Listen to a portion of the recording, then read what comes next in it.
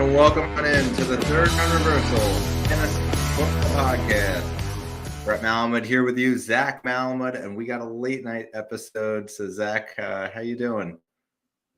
I'm awake. We're good. We got a lot of football to talk about. I'm excited, Brett. Late nights, we love it. Yeah, love the late nights, and we're here Wednesday evening. We got some football coming out tomorrow night now.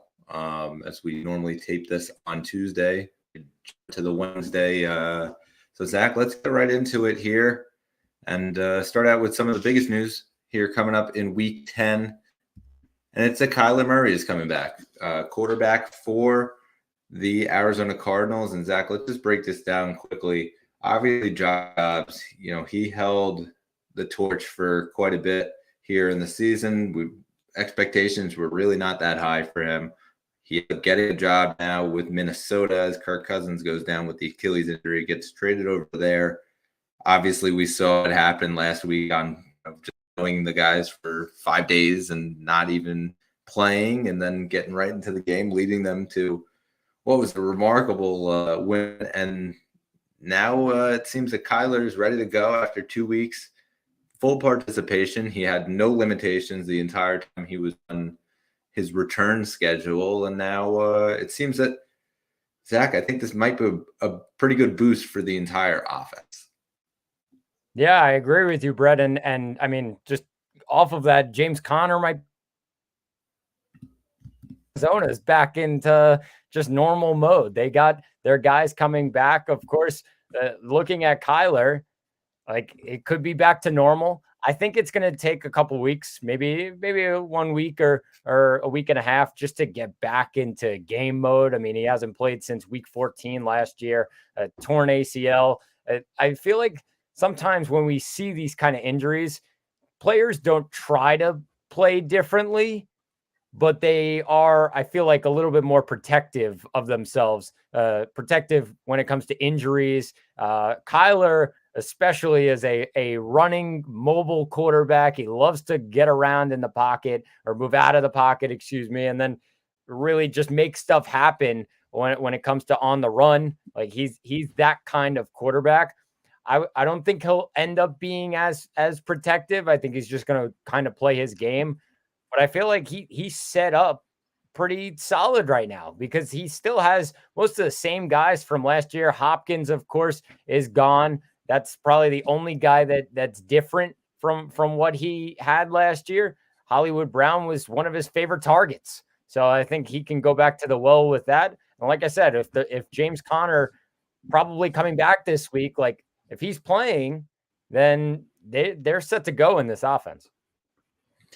Yeah, I think it's a really big boost for pretty much everybody in the offense. You mentioned James Conner there. I think that's going to be an additional boost. I just kind of look at the receivers that they have here. Obviously, we take a look at what happened last week. Clay Tune in 27-0 loss. Did not go that well from any front.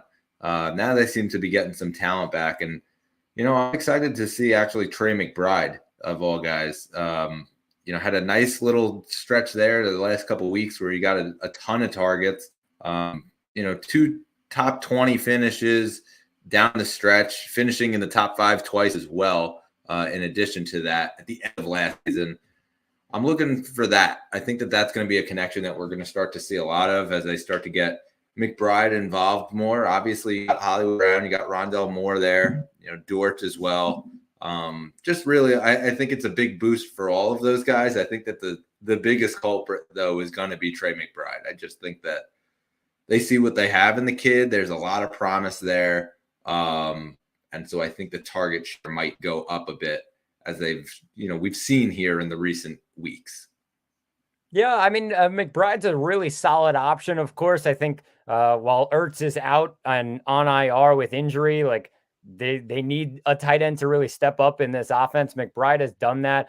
He was okay last week, had 3 receptions, but obviously was expecting more. But I mean, the entire team was off last week. I think looking at Kyler, he won't be afraid to trust his top weapons in Trey McBride, Hollywood Brown. I feel like Kyler's been known to really rely on those guys. and even sprinkle on some of the other guys. Rondale Moore is one of them. Just can run some crazy routes, some gadget kind of plays, and Kyler's definitely open to that. I'm curious. The big thing, Brett, I'm curious to see how he runs out of the pocket, because I feel, like I said, I think quarterbacks sometimes are a little bit more protective after kind of a major knee injury. I think we'll probably see the same Kyler, but I'm not positive on that, because I can understand if he is feeling a little bit more protective after that kind of injury. Yeah, and I just think back to the last time we actually saw Kyler, and it was like that air raid offense. It was a Cliff Kingsbury type offense where, 4 wide receivers out wide, a tight end in the slot, even 2 tight ends with an empty backfield. And it was kind of just throw it 50 yards. And that was their offense. It was exciting. It was a very vertical offense. Now you add a guy like Michael Wilson, who hasn't played with Kyler Murray. I think that obviously right now he's back. He missed last week with the shoulder injury. And so they're probably going to work him back slowly. So you might not see it this week. But in the upcoming weeks, I think that that's a guy that they're probably going to try to utilize for almost that D-hop role, where it was just those long bombs that you really couldn't stop over the middle. I think that that's where you see a lot of Michael Wilson as they start to sling the ball more. We saw it with Dobbs, and listen, credit to him for being able to sling it. But I think that this is a whole other animal of a quarterback. It's a potential for a top 10 guy right now, I would say. Yeah, definitely. And I mean, people maybe grabbed him on the waiver wire. He was available in a ton of leagues. We looked at it just a moment ago. I think Brett, just a lot of leagues available. And I think looking at that in redraft, like, you're getting a lot of potential, like a lot of potential. Most teams have like their QB1, but there may be the teams at the bottom that are looking for a quarterback. Grab Kyler Murray. Why not? Like, he's proven it in the past. It's a perfect option if you're really in need for a quarterback right now. Yeah, I really think that at a time where there's so many injuries going around, especially at the backup quarterback level, for fantasy wise, Kyler's a perfect guy to put in there. Obviously, it would be unfair to pick him as our ones to watch because he would score too many points, but he's only owned in 44% of ESPN leagues. And so he's out there in 55% of leagues. And so I think that it's a guy that definitely should be added, at least as the second quarterback, because, that trade deadline is a week away. If he goes off this weekend, like, you're talking a potential guy that you can use as an asset. Yeah, I agree with you, Brett. Should be interesting to see how it goes this week with Kyler. Yep. So let's just jump right into our next story here. Carson Wentz, he signs with the Los Angeles Rams. They go and they get rid of their backup. They get rid of the third string, and they bring in Carson Wentz to be the backup to Matt Stafford. Obviously, Matt Stafford had the thumb injury, was banged up. Brett Rypien came in and was not that great at all. Obviously everybody had a downtick in value last week, but, they go out and they try to get a reliable guy. Obviously, we've seen the talent that is Carson Wentz. The IQ is obviously not as great, and that seemed to have been his downfall and, his different stops along the way. But now he gets a shot to be a backup, and obviously the potential to be a starter here if Matt Stafford is not healthy. How does this shake up, not only from a redraft standpoint, but also a dynasty standpoint, where Carson Wentz really did not have a lot of value? I was going to say, Brett, it really, this one focuses, I feel like, a little bit more on dynasty, just because redraft, you're not going to get Carson Wentz. Like, it's just not going to happen. Like, he's in RB, like, 3 or quarterback 3 value. Like, that's where he is right now in redraft. Nothing more than that. I think that's just been proven so far. I think looking at a dynasty perspective, I mean, Matthew Stafford has just not been able to stay healthy, Brett. Like, he has tried and tried and tried, and every single year he ends up somewhat injured. The one year that he didn't was the Super Bowl year, but every year after that, like, he's just been struggling with injury, hasn't been able to stay on the field. And why not have Carson Wentz there? Super flex leagues, like, solid options, because this Rams offense has those weapons that can help boost fantasy numbers, the weapons of Cooper Kupp as well as Puka Nacua, and They have Kyron Williams in the backfield when he's healthy. Like, they are set on this offense. And if Matthew Stafford is continuing to not be on the field and be injured, then Carson Wentz has that value. So, I mean, picking him up in super flex leagues, perfect. I think that he finally got a shot somewhere. He's been waiting for a while. And I think this is a solid spot for him just because, like I said, the injury concerns of Stafford keep coming up each and every year. So stash Wentz on the bench, and it might happen again. Stafford will get hurt.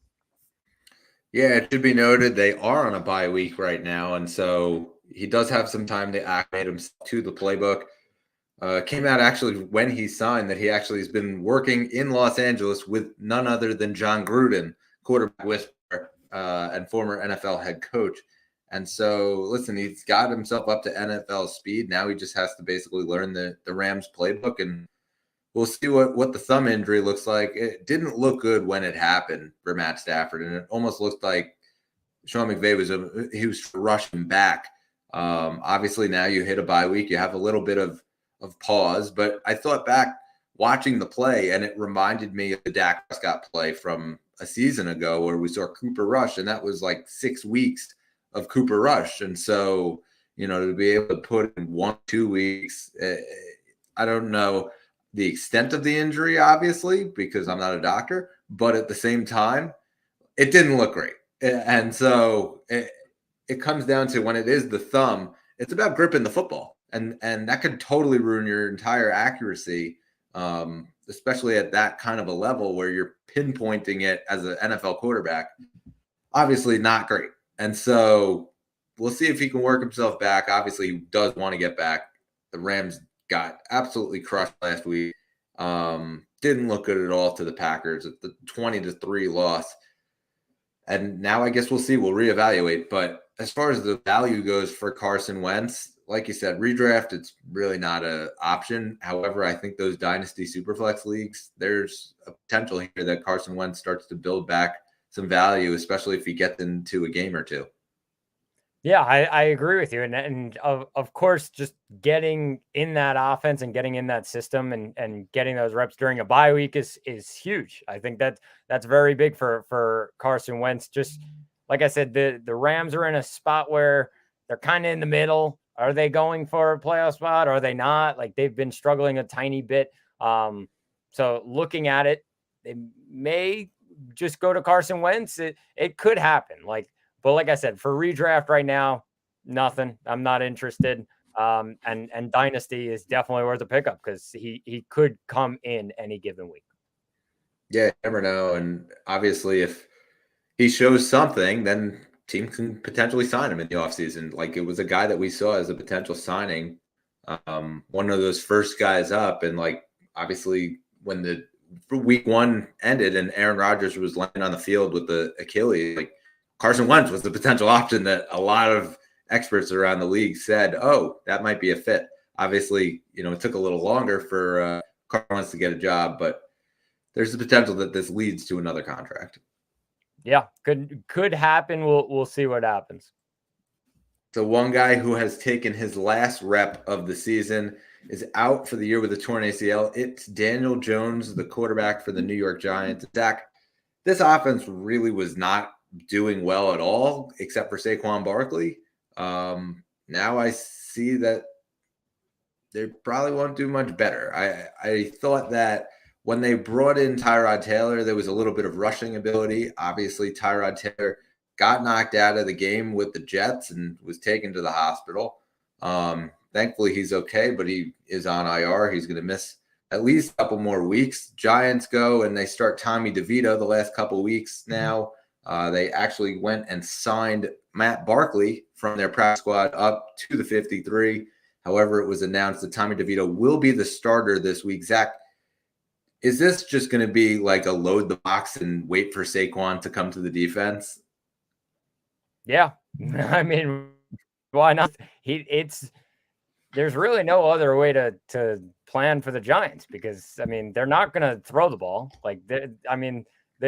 The quarterback situation is so bad for this Giants team that you're going to end up just having to worry about Saquon. And if brings up my point once again on the Giants. I would not be shocked if they shut Saquon down at some point. I think it's in the cards. Like, they are not going to win many games for the rest of the season, if any. And they might just shut it down and put those guys not in risk or not in danger. It would make sense for them. I feel like with this Jones injury, it takes a lot of Giants pass catchers out of fantasy value and contention. I think the biggest one it hurts is Darren Waller, because he's probably the biggest name. It really, really hurts his value overall, because I don't know how he's getting the ball. We have seen Tommy DeVito come in, struggle to get him the ball. If they bring anybody else in, probably going to struggle to get Darren Waller the ball. That's the problem right now for Giants pass catchers, especially. I think Saquon obviously still has Saquon value. I think it takes his receiving value a little bit away. Or some people may say it boosts it. I think it brings it down, just because the quarterback, I don't know if I have trust in the quarterback to get him the ball when it's anything but a handoff. That's the biggest thing right now. And yeah, it really stinks for Waller owners, especially, and just Giants pass catchers overall, Brett. Yeah, so some bad news about the Darren Waller situation is that they actually put him on IR now. So he is out for 4 games. He left the Jets game with a hamstring injury and then didn't practice all week. Saturday, they go with the hamstring, place him on IR. So he's out at least 4 weeks, and that runs right through week 12. So he's missing 9, 10, 11, and 12. And then week 13, they have a bye. So he's not back till week 14, which is fantasy playoffs for a lot of leagues, or just about the last week of the regular season. And so, yeah, you're kind of going to have to rely on like guys like Daniel Bellinger. And, I'm not sure that Wan'Dale Robinson or Jalen Hyatt is going to really move the needle for them. However, I think this might be an offense. Those are 2 receivers who are great in open space. Maybe we start to see them throw more of the shorter yardage rather than longer bombs. Slayton over the top might be the only real way that they'll be able to do a long threat, a deep bomb. But it's going to be about trying to get Wan'Dale in space and trying to get Jalen Hyatt in space. I think that's the only way that this comes to be. And I'm not sure how many points that leads to Tommy DeVito unless they can get themselves in the end zone, or obviously run Saquon into the ground with 30 carries or, some screen passes here and there. That said, I want to just take you through right now what the dynasty situation is for me. Not great this week. And the reason is Patrick Mahomes is on a bye. So I have Patrick Mahomes on a bye. Trey Lance, obviously his situation, not great. Gets traded to the Cowboys. So he's sitting behind Dak Prescott over there. And then I had Anthony Richardson as well. And so he goes down for the season. So not great. So this weekend, I'm actually starting Tommy DeVito and Zach Wilson. Should be a combined 10 points on Yahoo leagues. And I'm thinking too, I think that we might get at least a couple touchdowns from both of them. We'll see. Fingers crossed, knock on wood. But I'm going to New York this weekend in Dynasty. I'm not very excited about it. There you go, Brett. It comes down to those kind of weeks. I feel like just looking at the situation, yeah, you mentioned Wan'Dale trying to get out in space. I don't know how they're going to get him the ball, because I feel like they just have not trusted their quarterbacks when it hasn't been Daniel Jones to sling the ball around. So, it's just a question mark all around for the Giants right now. I'd stay away from absolutely everybody except for Saquon, of course. And that's it for the Giants offense. That is what it's going to be for the rest of the season. They stink right now. And I feel like this season's just over. Yeah, it's fair to say. Listen, I think that as far as the offense goes, when it came to the Jet game, which was 2 weeks ago, obviously they played the Vegas Raiders this past weekend. But 2 weeks ago, they threw for -9 yards, which was obviously went into overtime. It's the least amount of passing yards that the team has ever had in a single NFL game that's gone into overtime. Not great. And then last week, they bring out DeVito again. They lose 30-6. But listen, take the score out of it. DeVito actually threw 15 of 20 for 175 yards, and he got a touchdown out of it. So there is potential there. It's just about trying to figure out, hey, how could we exactly do it?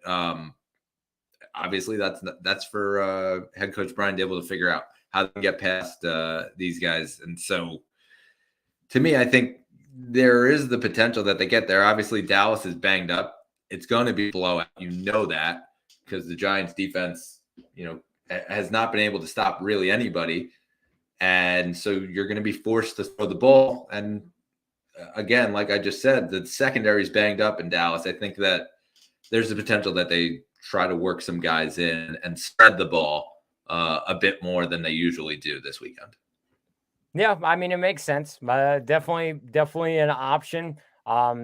Just should be interesting. I think trying to move the ball around, I feel like they just have to get more trust in him before they do anything. Yeah, completely. And listen, now Matt Barkley's breathing down his neck. And so obviously you're playing for the New York Giants. And so it's the big market team. I think there's going to be a lot of media attention around the fact that they called Matt Barkley up to the 53, especially if DeVito doesn't play that well this weekend. But I mean, just point blank from a football perspective, as far as Daniel Jones' value goes in a dynasty, I'm not sure that it's that great because there's now the potential that New York Giants go out if they have a top 5 pick, they grab a quarterback. And that to me is the scariest thing about all of this. And obviously we'll see which direction they go, whether the ACL recovery goes better than expected, whether they go after a Marvin Harrison Jr. as a result of it. Not sure. We'll see obviously where they start to lean, and they obviously have time to evaluate their team, and it goes based off of the next couple of weeks here. Yeah, I completely agree, and I feel like his value has just gone way down. Like it's gone way down, and you really, as a dynasty owner, can't do much about it. That's just the situation that people are in. Completely, and I think that's a pretty good transition right into our next injury right here. Cam Akers, he is out with a torn Achilles. You feel for the guy. He tore the Achilles just a couple of years ago. He tears the other Achilles now. He had the left, now he has the right. So he is out for the season as well. Zach, he's a free agent at the end of the year here. So from a dynasty perspective, this was a guy that in our start draft, I had him in like the 4th round, the 5th round. But even so, like his value tanked just now, just based on the fact that this is going to be another long recovery for him. Now he's torn both Achilles. It's not like it's just the same one. It's on both legs. And so this is panic mode for me, I think, just based on the fact of where his role was when you grabbed him in Los Angeles and what that looked like versus now he gets traded out of there to a backup role and he starts to work his way back into a rotation with Madison. And now all of a sudden it's done for the year. And now he's a free agent. Yeah, Brett. I mean, I feel like it just boosts Alexander Madison's value and just completely drops Cam Akers' value. That's what it really is done. And of course, you feel for a guy in Cam Akers who's dealt with this same exact injury before. He did that a couple of years ago, came back very quickly, quicker than most. I think just one of the quickest recoveries from a torn Achilles in NFL history was probably Cam Akers a couple of years ago. Just unbelievable that he was able to come back, and he played pretty well for the time that he came back and figured things out. He had that stretch at the end of last season where he really picked things up and stepped on the gas pedal as a Ram. Obviously gets traded. You were thinking maybe he would get involved in this offense and he maybe could become the lead guy in Minnesota. Still question marks on Alexander Madison and what was going to happen there. I think right before he's maybe getting deeper into that workload, of course, another injury happens. It really stinks for Cam Akers owners, for dynasty owners. I mean, you have to hold and just pray that he gets a contract. But we've seen this time and time again from running backs, especially. Like that injury happens and teams say, well, we're going to pull back. We're not going to give you any money. And that's it. You're done. I feel like a guy like Cam Akers, the explosiveness that he has and that kind of thing, like he will get some sort of money, but I feel like it's going to end up being one of those lower kind of contracts, 1 year, 4 million kind of deal, just like very low amount of money. Right now you're just in recovery mode. Hopefully, if he could do that again, his recovery from last year, a couple of years ago, Brett, where he's back in 6 months, then you're very happy because maybe you could get a deal. Probably unlikely to happen, but I mean, it's worth a shot. And I feel like that's the hope that you can have as a Cam Akers owner. Yeah, never say never. It almost reminds me of like the James Robinson situation, though, where it was like all of a sudden, he's injured and somebody goes in, takes the job, and then he's searching. James Robinson gets traded to the Jets, already accounted for that backfield, and then gets cut, and he's kind of just been bouncing around practice squads for the last couple of years. Just got cut last week by the Giants. Unfortunately, that's the grim reality of what we could be facing for Cam Akers. So yes, you want to hold. If there is someone in your league who sees that value in him and throw him in as a piece as at the end of a trade, then yeah, go for it. I'm not going to say that you must hold Cam Akers. But I certainly wouldn't drop him just based on the fact that there is still the age aspect of it. He's still very young, still has a lot of talent, and we've seen the burst. It's just about, obviously, now we have to see that burst come back after the Achilles surgery. And I wouldn't expect him to go out and get a contract right away unless it was from Minnesota and he went to return. This is going to be one of those guys who just gets invited to a training camp somewhere and has to basically make the roster. And that's where I kind of see this going, whether it's in August or September even. That's where I see this going. I don't know that he's going to be one of those guys that signs right away in March. That's fair. I mean, I think looking at it, yeah, he's going to have to go to one of those training camps. I can see what you're saying in that James Robinson type of situation. I feel like the one thing that Cam Akers has over a guy like James Robinson is James Robinson's like a pure running back. Cam Akers is like explosive, could break out a big play at any moment. So I feel like teams would see that and be just a little more confident in him. Of course, the torn Achilles is terrible, one of the worst injuries you could have in football. So they're going to have to wait and see.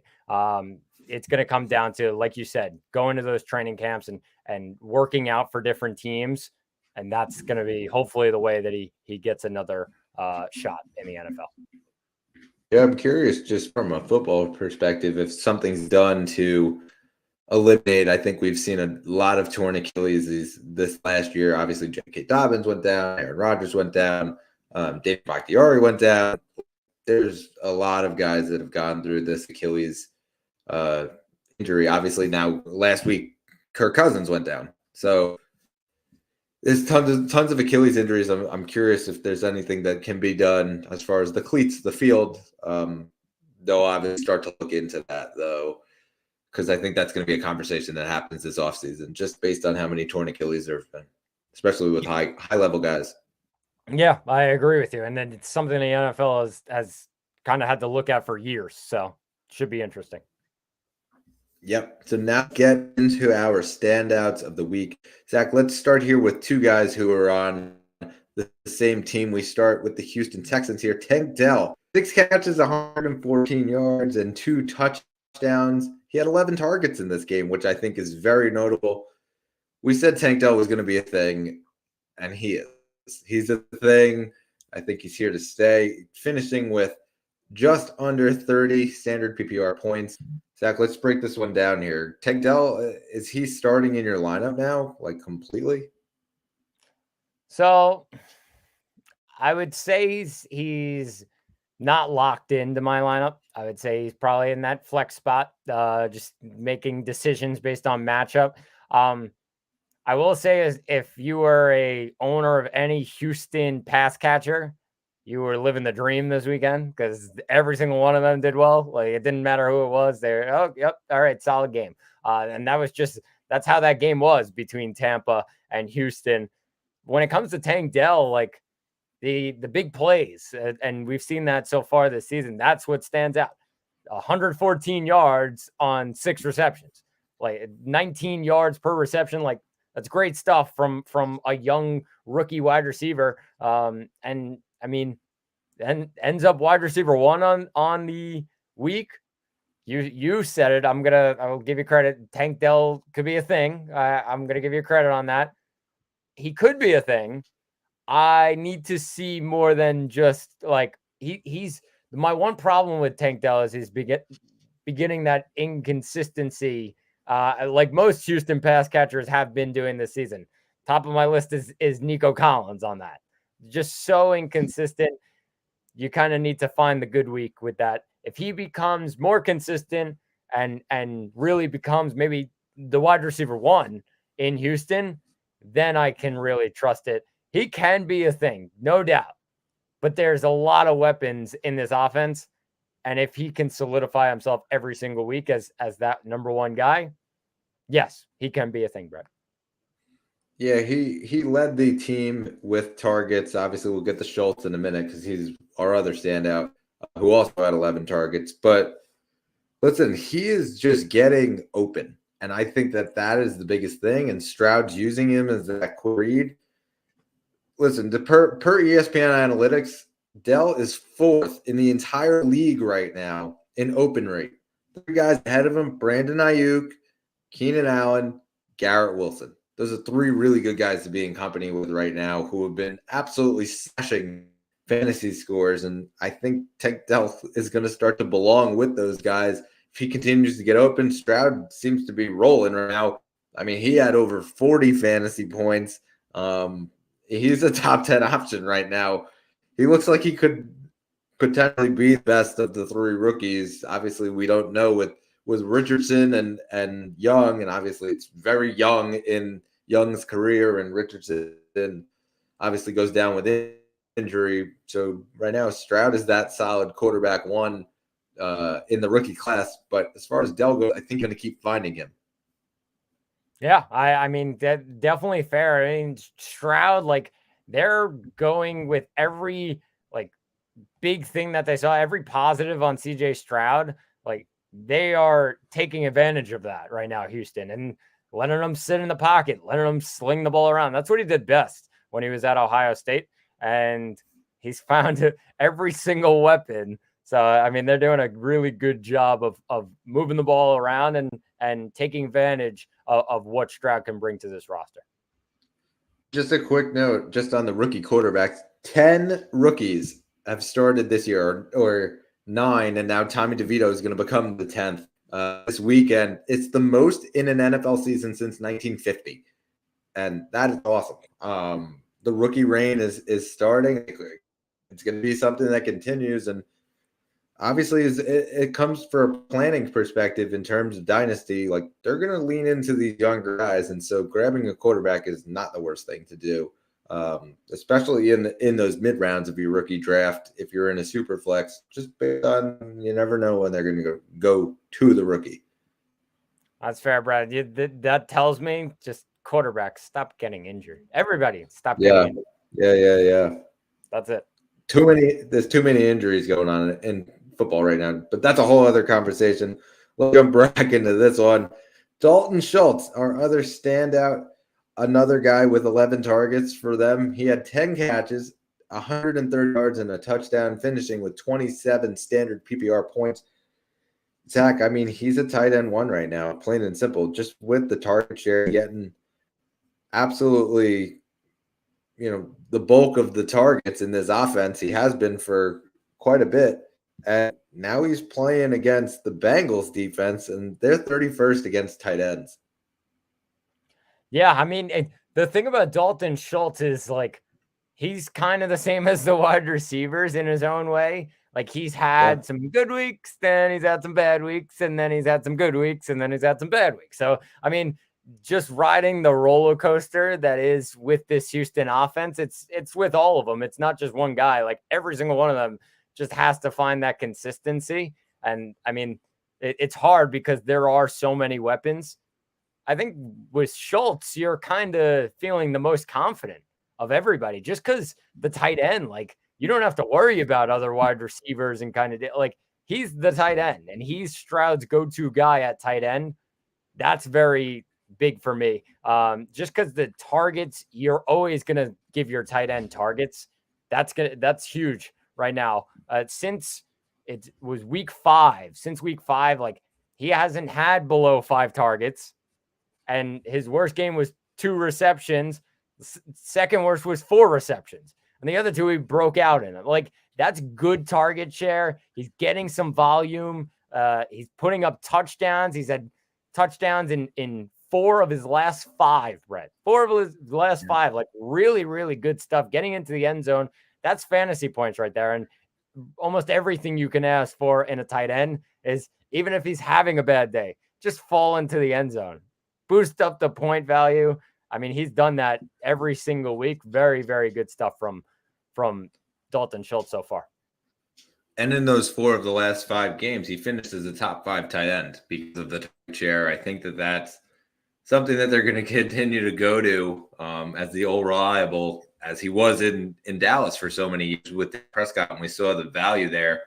Obviously, Houston saw the value as well when they signed him as a free agent. I think we're seeing it right now in plain sight. I think that's something that's also going to continue as we move forward. And so, yeah, Dalton Schultz for me, he's the tight end 1 right now. Yeah, completely agree with you.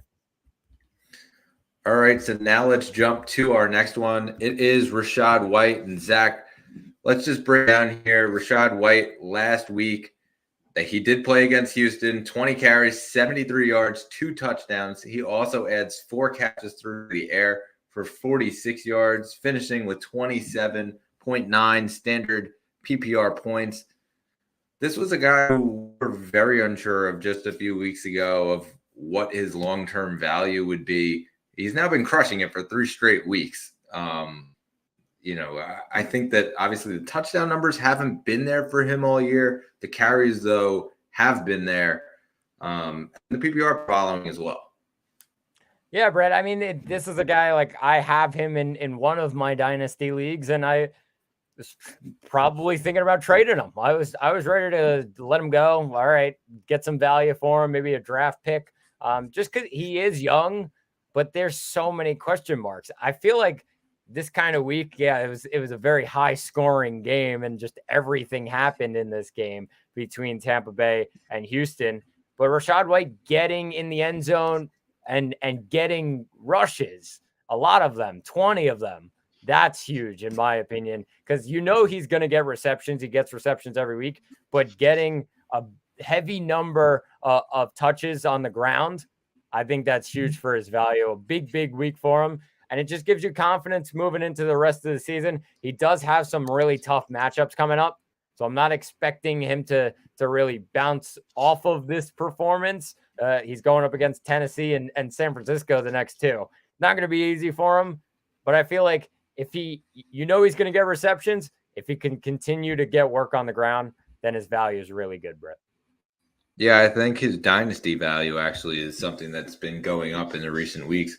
As for the redraft value, listen, I think that it's at the point where you probably could get a lot back for him. So I'm actually looking to trade him right now. I think that he's proven a consistent week-by-week basis that he will get work, whether it's through the air or on the ground.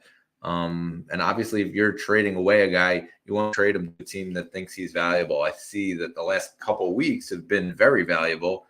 And these next couple of weeks, he's got Tennessee and Houston coming in the next 2 weeks. 2 really tough defensive fronts. Obviously, Tennessee, we speak about them in every game that they play, and that they have to practice against Derrick Henry. And so, San Francisco, same thing. They have to practice against Christian McCaffrey every week.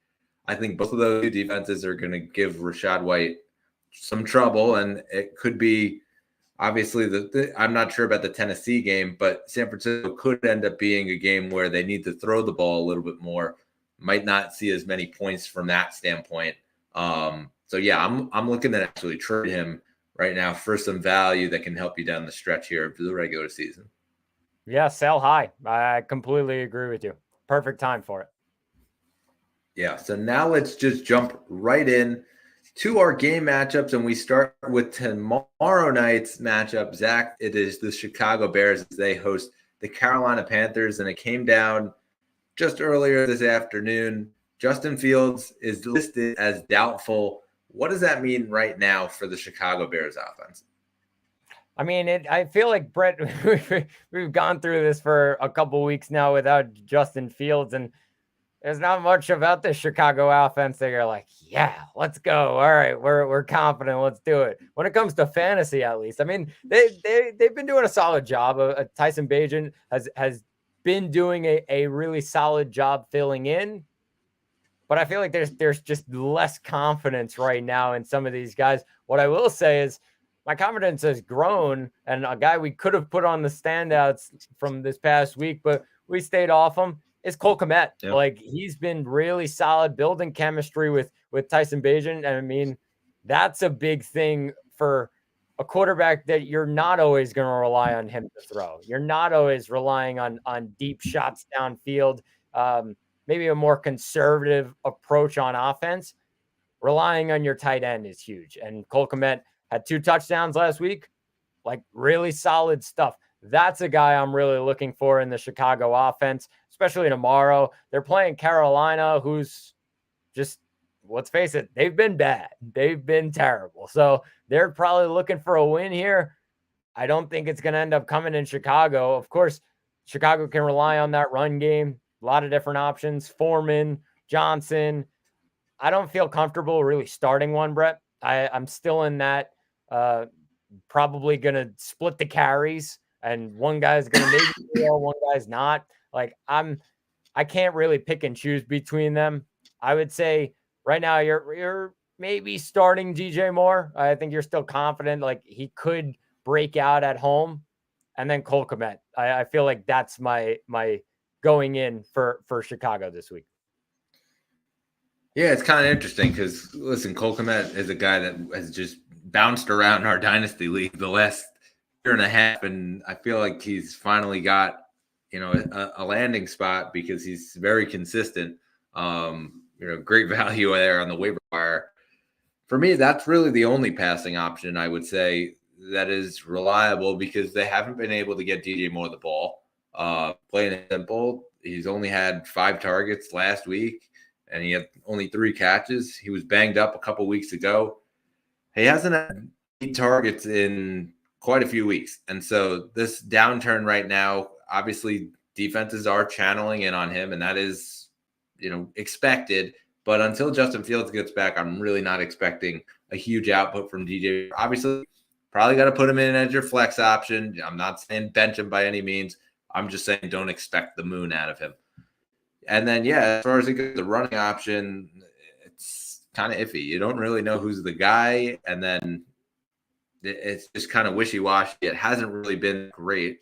Obviously, Donta Foreman got the carries, but he hasn't been able to do much with it. And that's where I think their lack of production is coming from, because they're trying to run it through the running backs, but the running backs aren't producing a lot of yards per carry. And so, to me, I'm really staying away from pretty much all of them. If you have Cole Kmet in a tight end premium league, you're obviously starting him this week.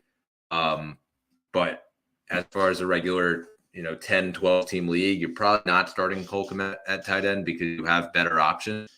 And then, yeah, I mean, I'm just kind of avoiding everybody. Obviously, DJ Moore, you're starting though in your flex there. Yeah, I agree with you, Brendan. And as for Carolina, it's been weird. It's been weird because just the running back situation has been wild. Like, they signed Miles Sanders, and you're like, oh, well, he's the RB1. And then Chuba Hubbard's just gotten a nice, solid workload every single game since Sanders got injured. And I'm more confident in Chuba Hubbard as that number 1 guy for Carolina. I wouldn't say I'm confident enough to put him in my lineup, because I feel like it's you're relying on Chuba Hubbard, but you also know that Miles Sanders is going to get some carries and eat into the full workload if Chuba Hubbard would get it. So I'm not really too confident in starting either one. Chicago's defensive front is kind of solid.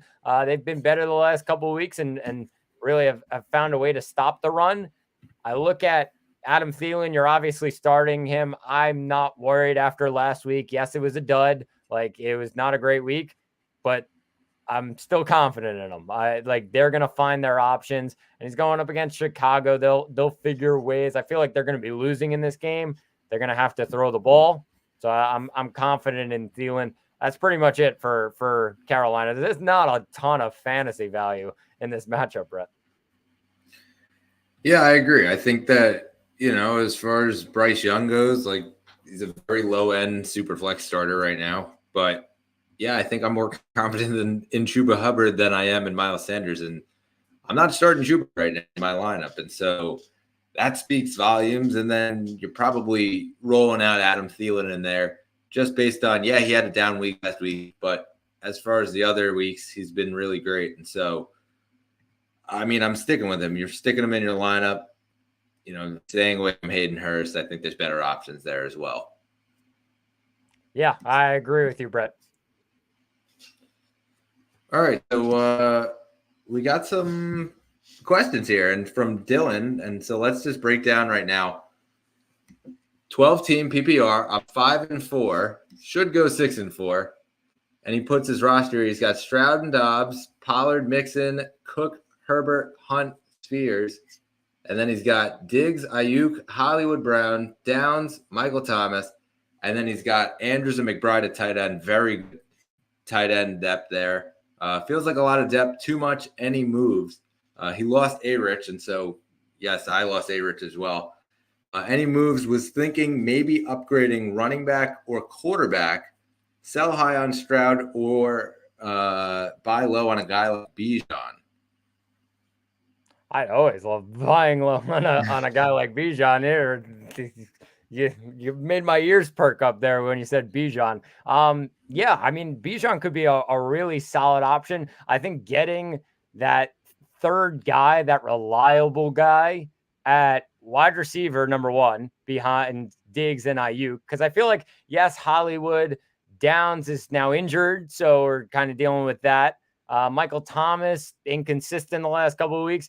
I feel like whichever one it is, you have Pollard and Mixon, but the rest behind them, I'm not positive that they're like as consistent. I feel like just getting that third guy, a traditional 2 wide receiver, 2 running back, and a flex, you want to get that flex like locked down as one of a really consistent guys. I think that's the biggest thing for your roster. Adding maybe a guy like Bijan could help that out. If you can trade some of that depth for a bigger guy, I think that'll be the biggest move in the end, Brett. Yeah, and mentioned it earlier. Like, he has Pollard, Mixon, Cook, Herbert, Hunt, Spears. I think there's a ton of running back depth there. That's probably where I think you trade some of that. Maybe a guy like a James Cook, who hasn't been able to get those red zone carries, and it's a guy that I own that I was actually looking at potential shopping as well.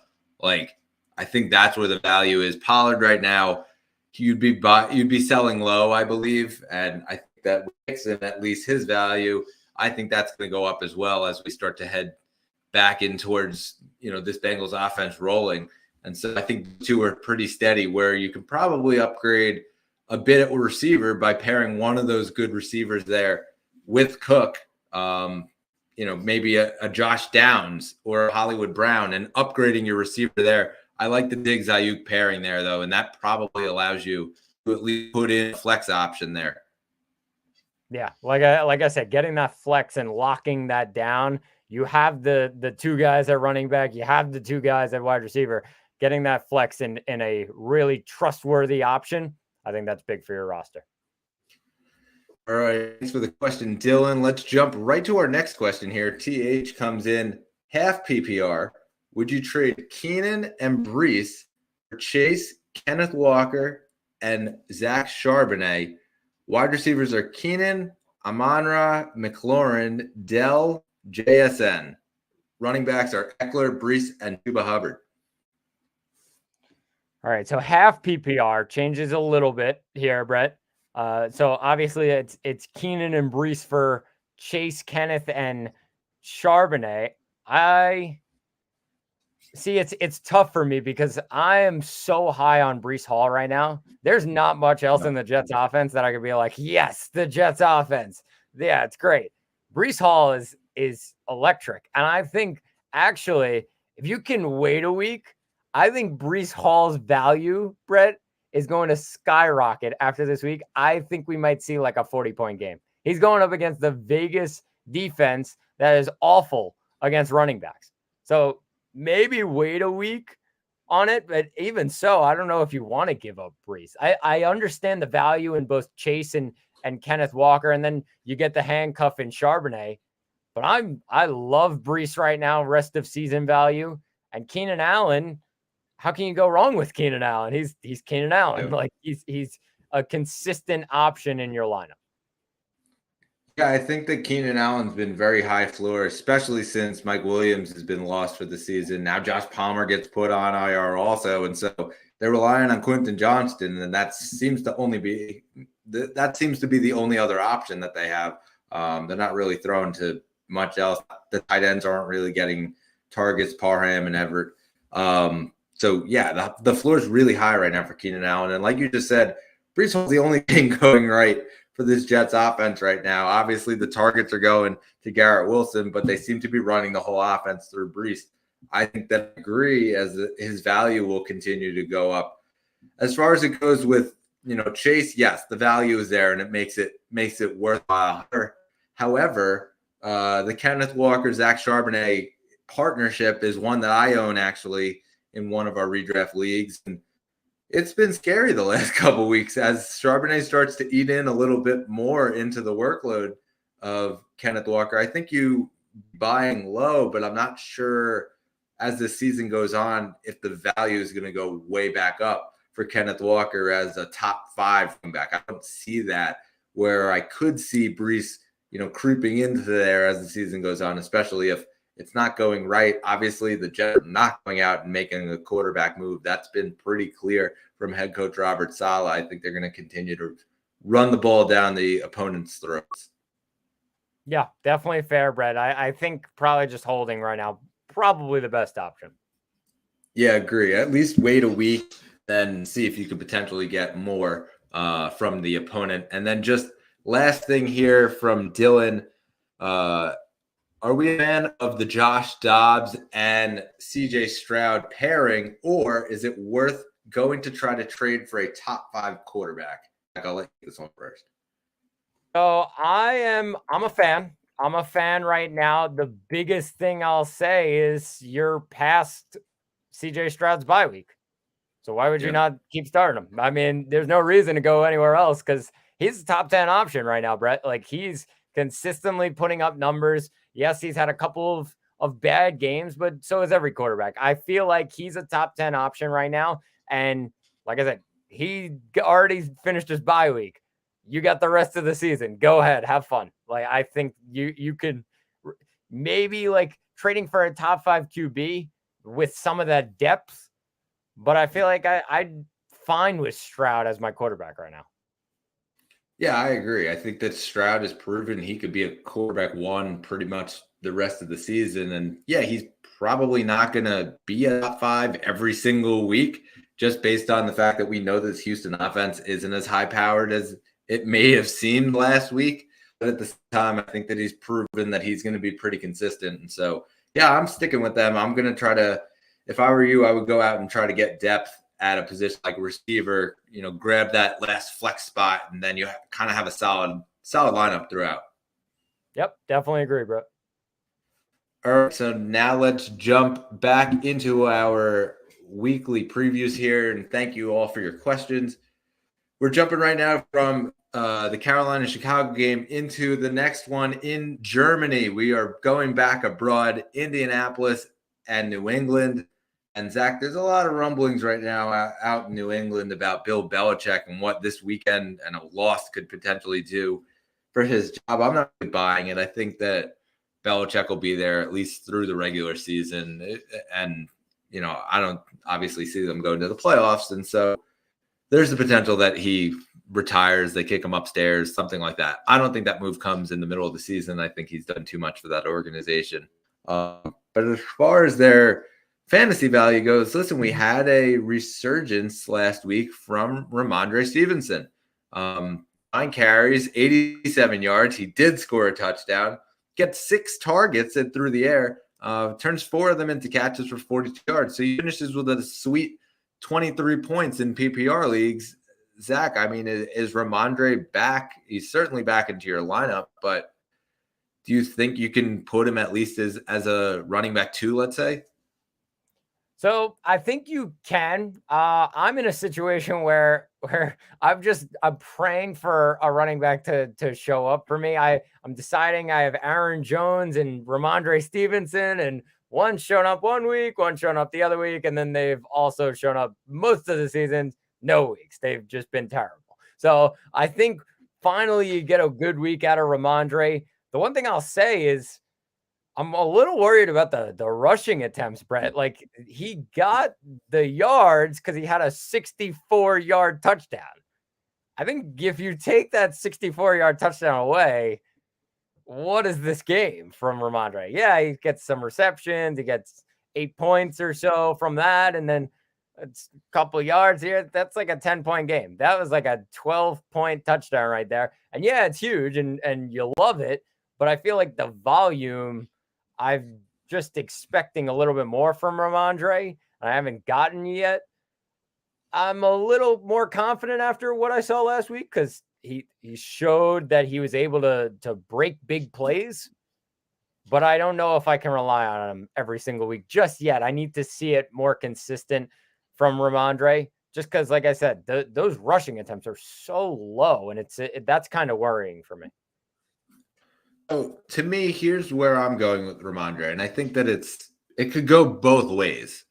If you are a Ramondre owner, I think this is an opportunity where you can potentially try to sell high. However, if you are not a Ramondre owner, I think this is a potential option where you could try to buy low. I think both exist just based on the fact that Ramondre had a good week, and so there are going to be those sell high owners that are going to try to put him out there. But really, by selling high, I don't think that they think his value is where it should be. So that's where I think the perception of Ramondre, at least this season, you could still be buying low. I don't know that you're going to really hit that value. That said, listen, he has some pretty good juicy matchups coming up after the week. He plays Indy this week. Then they hit the bye week. But right after that, he takes on the Giants, which I think is a good matchup.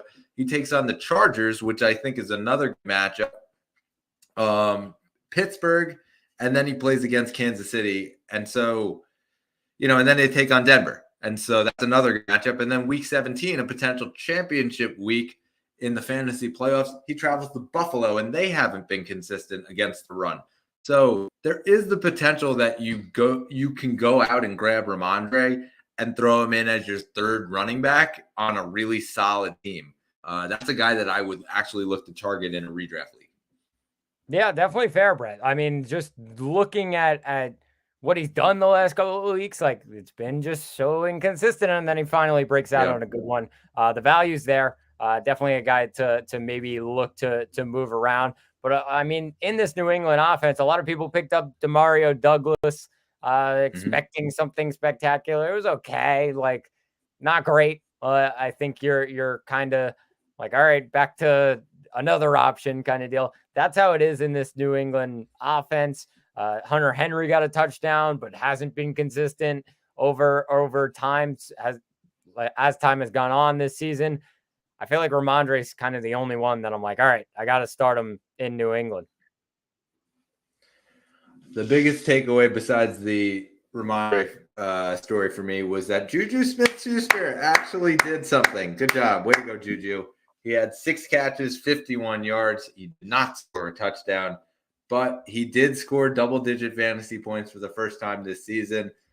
That said, I am staying away from Juju, and I can see it now. There's going to be a ton of people that picked him up this week because he led the team in targets along with Hunter Henry and Demario Douglas, but he also led the team in receptions with 6. I don't think that this means anything going forward. Quite simply, I think that the receiver group is just kind of banged up, and that is what led Mac Jones to putting them, putting the ball into his hands. And then as far as Mac Jones goes, listen, he's a low end super flex this week, and obviously it's the bye week, so you might be forced to start Mac Jones. It's really not that bad of a matchup, though. Indy has not been amazing against quarterbacks this year. Yeah, could be something to look at, Brett. I mean, as far as Indy goes, pretty simple. I think, yes, it's New England's defense is a little bit tough, but they've been vulnerable so far this season. So I feel like, of course, you're starting Jonathan Taylor at full go on him, like been solid recently. And definitely helped out your roster if you drafted him, probably got him a little later, and really has helped your team. I think looking at, besides Taylor, like Moss is still an option, of course, still a little bit lower. I'm thinking that Taylor is really going to take over this and get the full workload pretty soon. That's what I'm expecting in Indy. I feel like when you look at the wide receiver room now, Josh Downs injured, like a knee injury, probably out this week. They haven't confirmed like really anything yet, but not practicing. Today, Wednesday, he wasn't practicing. I mean, looking at it, Michael Pittman, go at it. Yes, New England focuses in on the top target, but Gardner Minshew, I have belief in him that he's still going to end up finding Pittman. Could be a really solid week if Downs is out. Zach, I really think that this is the start of us seeing Jonathan Taylor actually taking over.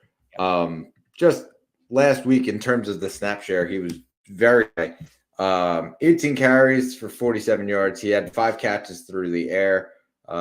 Did not factor into the passing game, or that did not factor into the passing game at all. Only had 7 carries for 26 yards. I think that having Jonathan Taylor has proven to be one of those elite, might win you your league options, especially because a lot of leagues, if you think back, he was going through the contract dispute and it was going in the 6th, 7th, 8th round, depending on your leagues.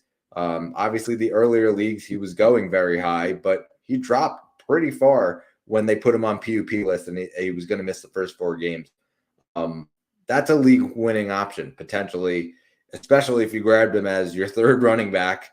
You're talking about, there's one league I have with McCaffrey, and my running backs are with Joe Mixon, McCaffrey, and Jonathan Taylor. I mean, there's a lot of people out there who have that sort of running back room, and the reason is from the contract drop. I think that Taylor has proven that he could be that elite option out of the back, and I think that they're going to continue to work him each and every week, and we've seen it more and more and more each week since he's come back, that he's gotten more involved.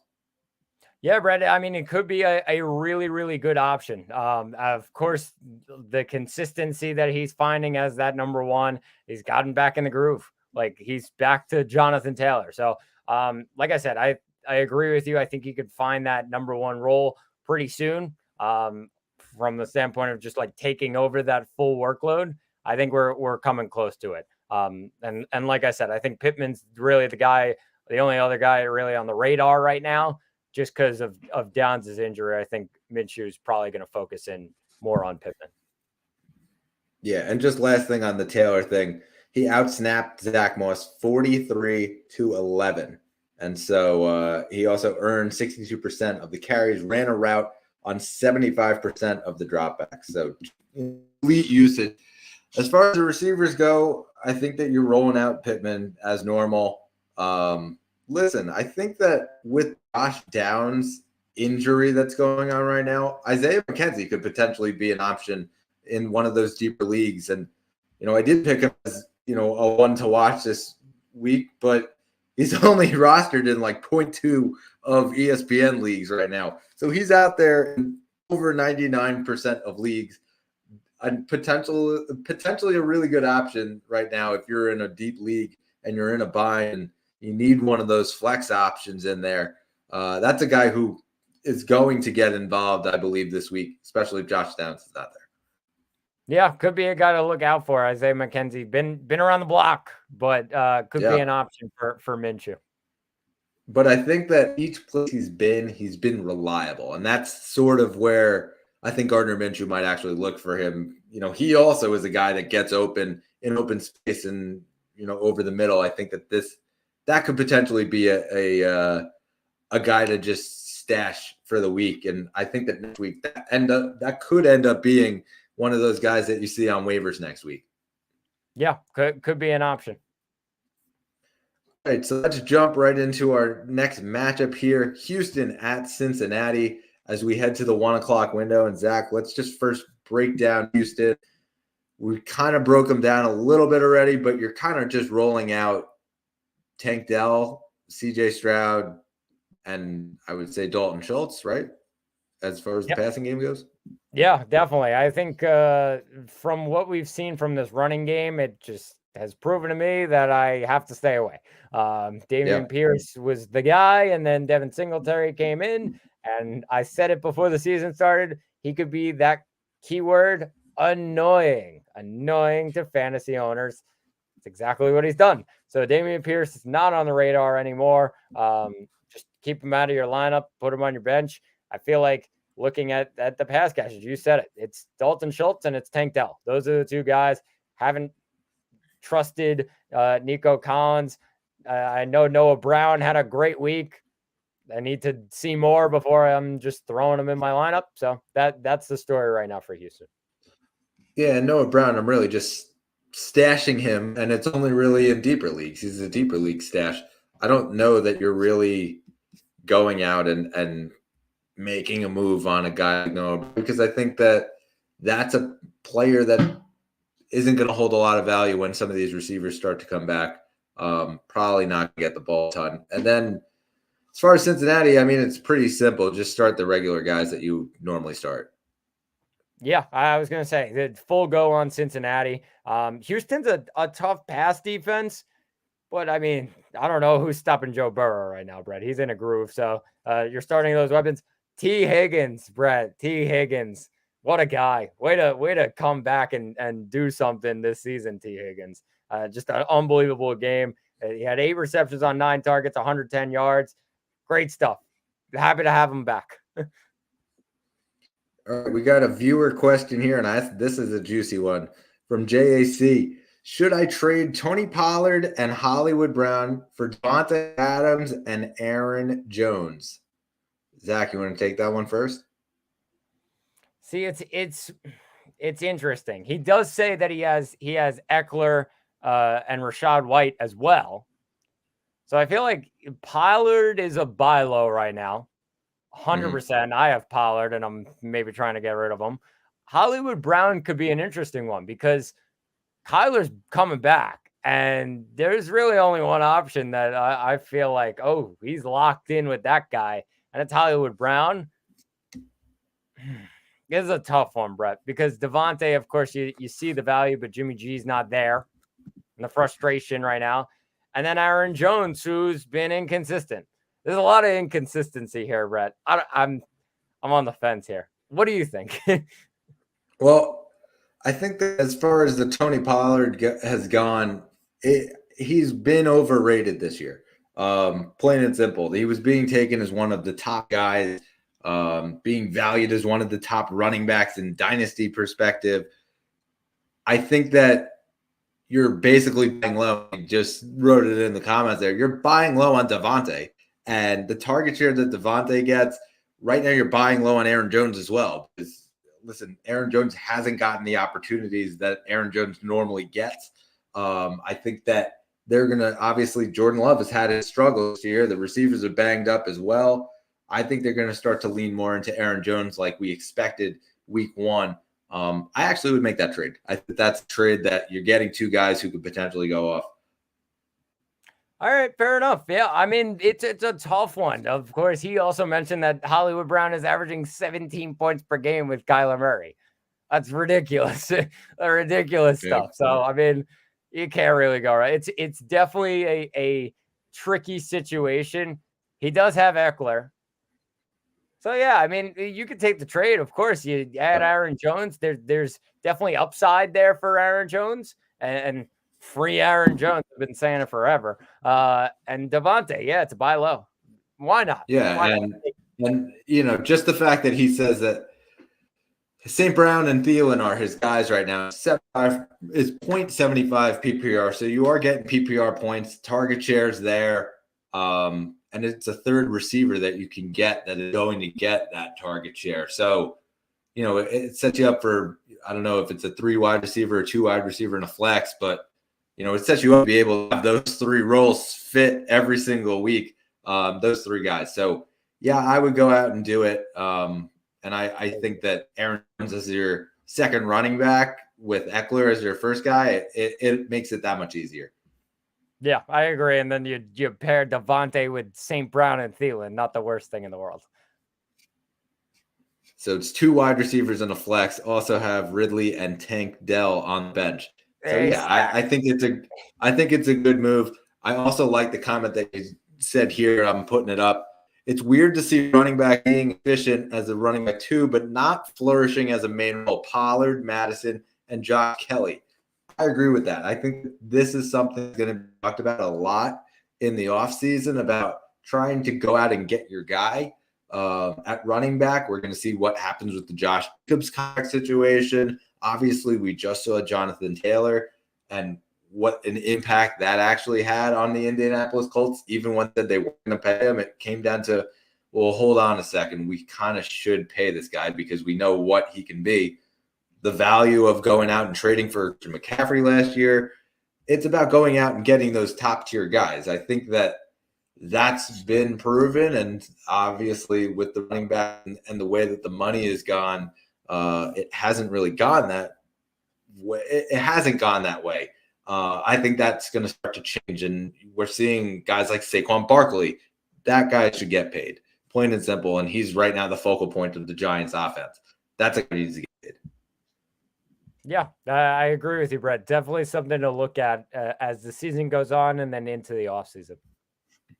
Yeah, and obviously, we'll break that down more as we get into the offseason. Let's get right into our next matchup, though, and thank you for the question. Green Bay at Pittsburgh, and I mean, we can break down Aaron Jones right now.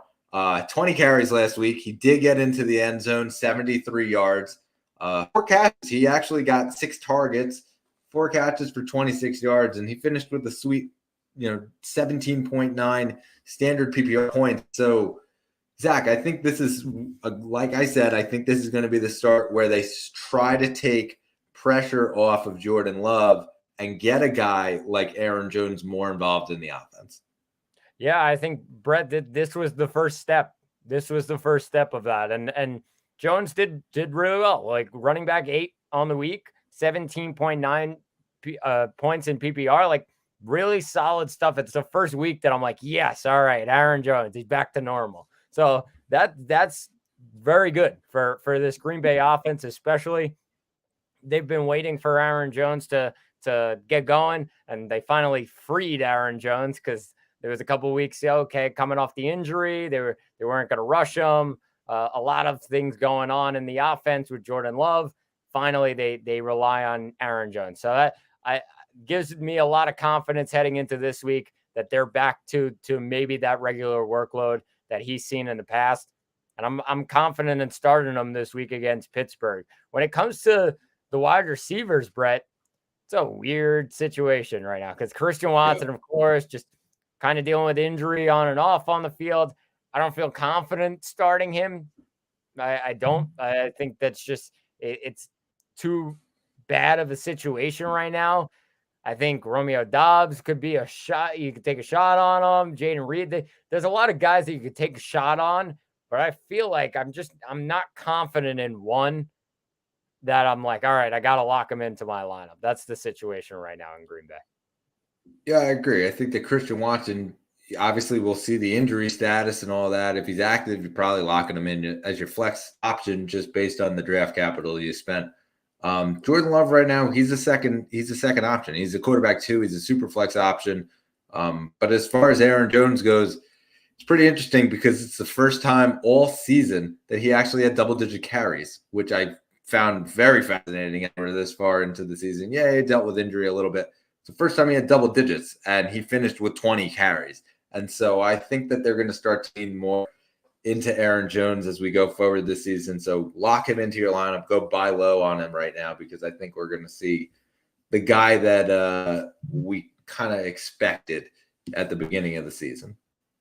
Yeah, definitely, Brendan. And as far as Pittsburgh goes, their running back situation is also a little bit shaky. I mean, Najee's been better as the weeks have gone on. He's heading into this week, and it's a good matchup against Green Bay. One of the better matchups in the NFL against Green Bay's run defense. But you're also a little bit worried about Jaylen Warren right behind him because some of that receiving value has gone away. I'm still confident in Najee as a flex option. Like, gonna put him in my lineup as a flex. He really can't go wrong because he is the RB1 in this team and on this offense. Like, he's that guy. So I'm confident in that. When it comes to the receivers, like Deontay was great on Thursday Night Football. I'm so happy because the guy, me, who drafted Deontay in 5 different leagues, and then he got injured week 1. I was like, oh, well, season's over.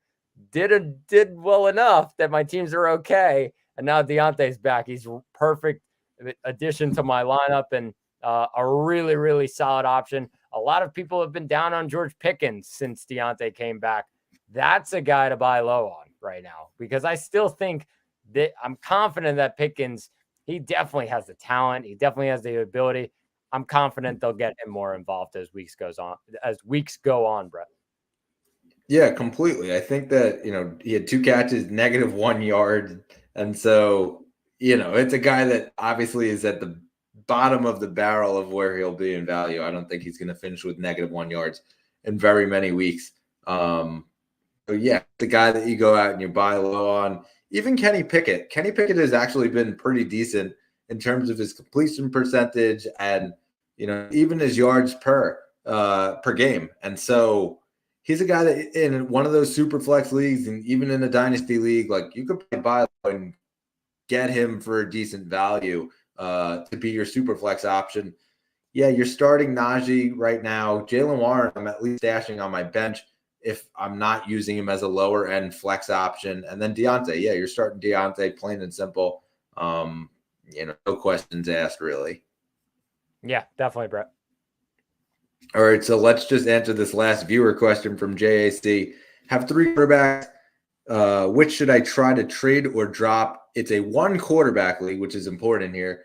Justin Fields, Dak Prescott, Kyler Murray. People offering trades to Dak wouldn't mind selling high on him because Fields and Murray have high ceilings. Zach, what are your thoughts here? I think he's right. He's right on that. Like, they do have high ceilings, and there's the potential there. I think he also said right after he's going to wait a week to really look at it because obviously Kyler, he wants to see how he does this week. I mean, if Kyler has a solid week and you're like, oh, well, he's looking good, he's back to normal, you can rely on both Murray and Fields, go back and forth on them. Of course, sell high on Dak because Dak's value is sky high now all of a sudden. Just because, I mean, CeeDee Lamb has been getting involved, putting up yards. He's been finding his weapons the last couple of weeks. Brett, there's some rankings that have him in the top 5 heading into this week because he's going up against the Giants. Could happen. Like, he could have a really, really good week and could be a good stretch. Yeah. I mean, you could sell high on Dak and maybe rely on those other guys. Why not? Listen, we talked dynasty, and Dak was a guy I was very high on for a couple of years that we've been doing this league, and I sold him right now. And it was because his value got to the point where it was higher than it would have gotten. I don't know that it's ever going to be that high after this little stretch here, and now they're talking extension and all of that. I was able to go out and package him in a deal for Patrick Mahomes just to trade because I thought his value was so high. And obviously it's proven to be there and it's continuing to be high. That's the guy I think that you probably drop, especially or that you trade, especially if Kyler Murray comes back and he's pretty solid. think Justin Fields will come back. Obviously, he's not coming back this week, but it is a guy that can take you from the rushing perspective to a higher end quarterback one number. And then obviously Kyler's like a top 10 option, I believe, and he's proven that he can consistently be that. Yeah, definitely, Brett. All right, so let's jump right to the next one. Tennessee at Tampa Bay. Zach, I mean, we got to start it off with obviously the weekly report on Derrick Henry. So let's break it down. Yeah, I mean, Derrick Henry, of course, like it's not an easy matchup this week against Tampa Bay. It's right in the middle. But I feel like now Will Levis is taking over, and Derrick Henry can end up being just back to Derrick Henry. Like it got over 100 yards. He got in the end zone on Thursday night last week. Pretty normal for Derrick Henry. Like he's back to normal. Exactly what you want as a Henry owner, and you're plugging him in your lineup. It's like I said, it's not going to be an easy matchup because Tampa's run defense is near the higher end of the NFL, but he's Derrick Henry, so you wouldn't put anything past him. It could be a monster week for him. I mean, this Tennessee offense, you're liking what Levis has done. It was a rough week last week. Definitely a tough matchup in the end. That it didn't pan out for him. However, like there'll be better weeks ahead, and this Tampa Bay defense just gave up 39 points to CJ Stroud. So it could be full go for the Tennessee pass game. And I mean, I'm still confident in Hopkins. I'm still starting him. I feel like from that look, it's Hopkins and Henry as usual. And Superflex, keep starting Levis because he's going to put up numbers. I think that DeAndre Hopkins has proven that he has the upside of a wide receiver one, just from the value standpoint in this offense, because it seems that anytime that Levis is trying to air it out, he's looking at D-Hop, plain and simple, and I think that alone speaks volumes. And then, of course, you factor in the target share. I mean, he had 11 targets last week. Didn't go as great as you would have hoped, but, he was playing Pittsburgh, so you cut him some slack. But, even with the inexperience of Levis, I think that Hopkins has proven that you're probably starting him now every single week, where you didn't really have that. He was kind of on the border starter for a couple weeks there towards the beginning of the season. Obviously, you're rolling out Derrick Henry, and here's the thing on Derrick Henry. I think that if you're in a dynasty league, and this is only dynasty, not redraft, only dynasty, this is the potential time where you could really sell high before the cliff, I think. You probably can get a top-end younger talent or a very high pick by trading Derrick Henry. Obviously, if you're a contender and you have him, then you're keeping him. You're riding it out with Derrick Henry until the wheels fall off, and that's okay. But if you're one of those rebuilding teams, like this is the potential time where now that he seems to have been back, you potentially can cash in on him. Yeah, Brett. I mean, this is I probably called it a year too early on when I traded Derrick Henry because I was expecting the injury to maybe or the cliff to come this year, and he proved me wrong. So fair enough. You knew it was going to come at some point. It's coming soon though. So yeah, I agree with you. Like, there's been a stretch now where it's like, all right, well, it's going to come. Might as well get full value for him. Yeah, and I mean, listen, we're seeing Tajay Spears start to creep in a little bit into the snap share, into the carries, all of that. I think that as far as it goes with his value, though, it's not amazingly high in a redraft league other than a handcuff. In the Dynasty League, obviously, Tajay Spears, I think, will be their guy going forward. But that cliff hasn't come yet. Yeah, I agree with you, Brett. I mean, looking at Tampa Bay, like they put up some big numbers as well last week. So, I mean, you're probably starting Rachaad White as a flex because of the upside. Like, yes, it's a tough matchup because he's going up against this Tennessee run defense, but I'm still probably going to start him as a flex option just because of the upside and what I saw from him last week. I feel like the options, Chris Godwin, it hasn't been pretty. But I'm still gonna end up putting him in my lineup, and then just trusting those weapons. Tennessee's pass defense hasn't been great. That's probably their weakness, is their pass defense. So why not start those pass catchers for Tampa Bay? So for me, one to watch contender was Cade Otton this week, actually. The tight end, a guy who had 9 targets last week, 6 targets in each of the previous 2 games before that. I think that the target share is going to start to continue here now for Cade Otton. Obviously, we saw what he was able to do with Tom Brady as his quarterback. Now, obviously, goes to Baker Mayfield. A little different. That said, I think that he's still the reliable guy that he was when he was playing with Tom Brady. And Baker's finally realizing that as we've gotten farther and farther into the season. Obviously, cashed in with 2 touchdowns last week. And I'd say he's a borderline tight end 1 right now, a very low-end tight end 1. But with the bye weeks, you need that. So it is a guy that you can go out and at least stash if you have the room on your bench. He's available in like 80-something% of leagues right now. It's insane. I think that that's a potential guy that will be one of those waiver targets next week.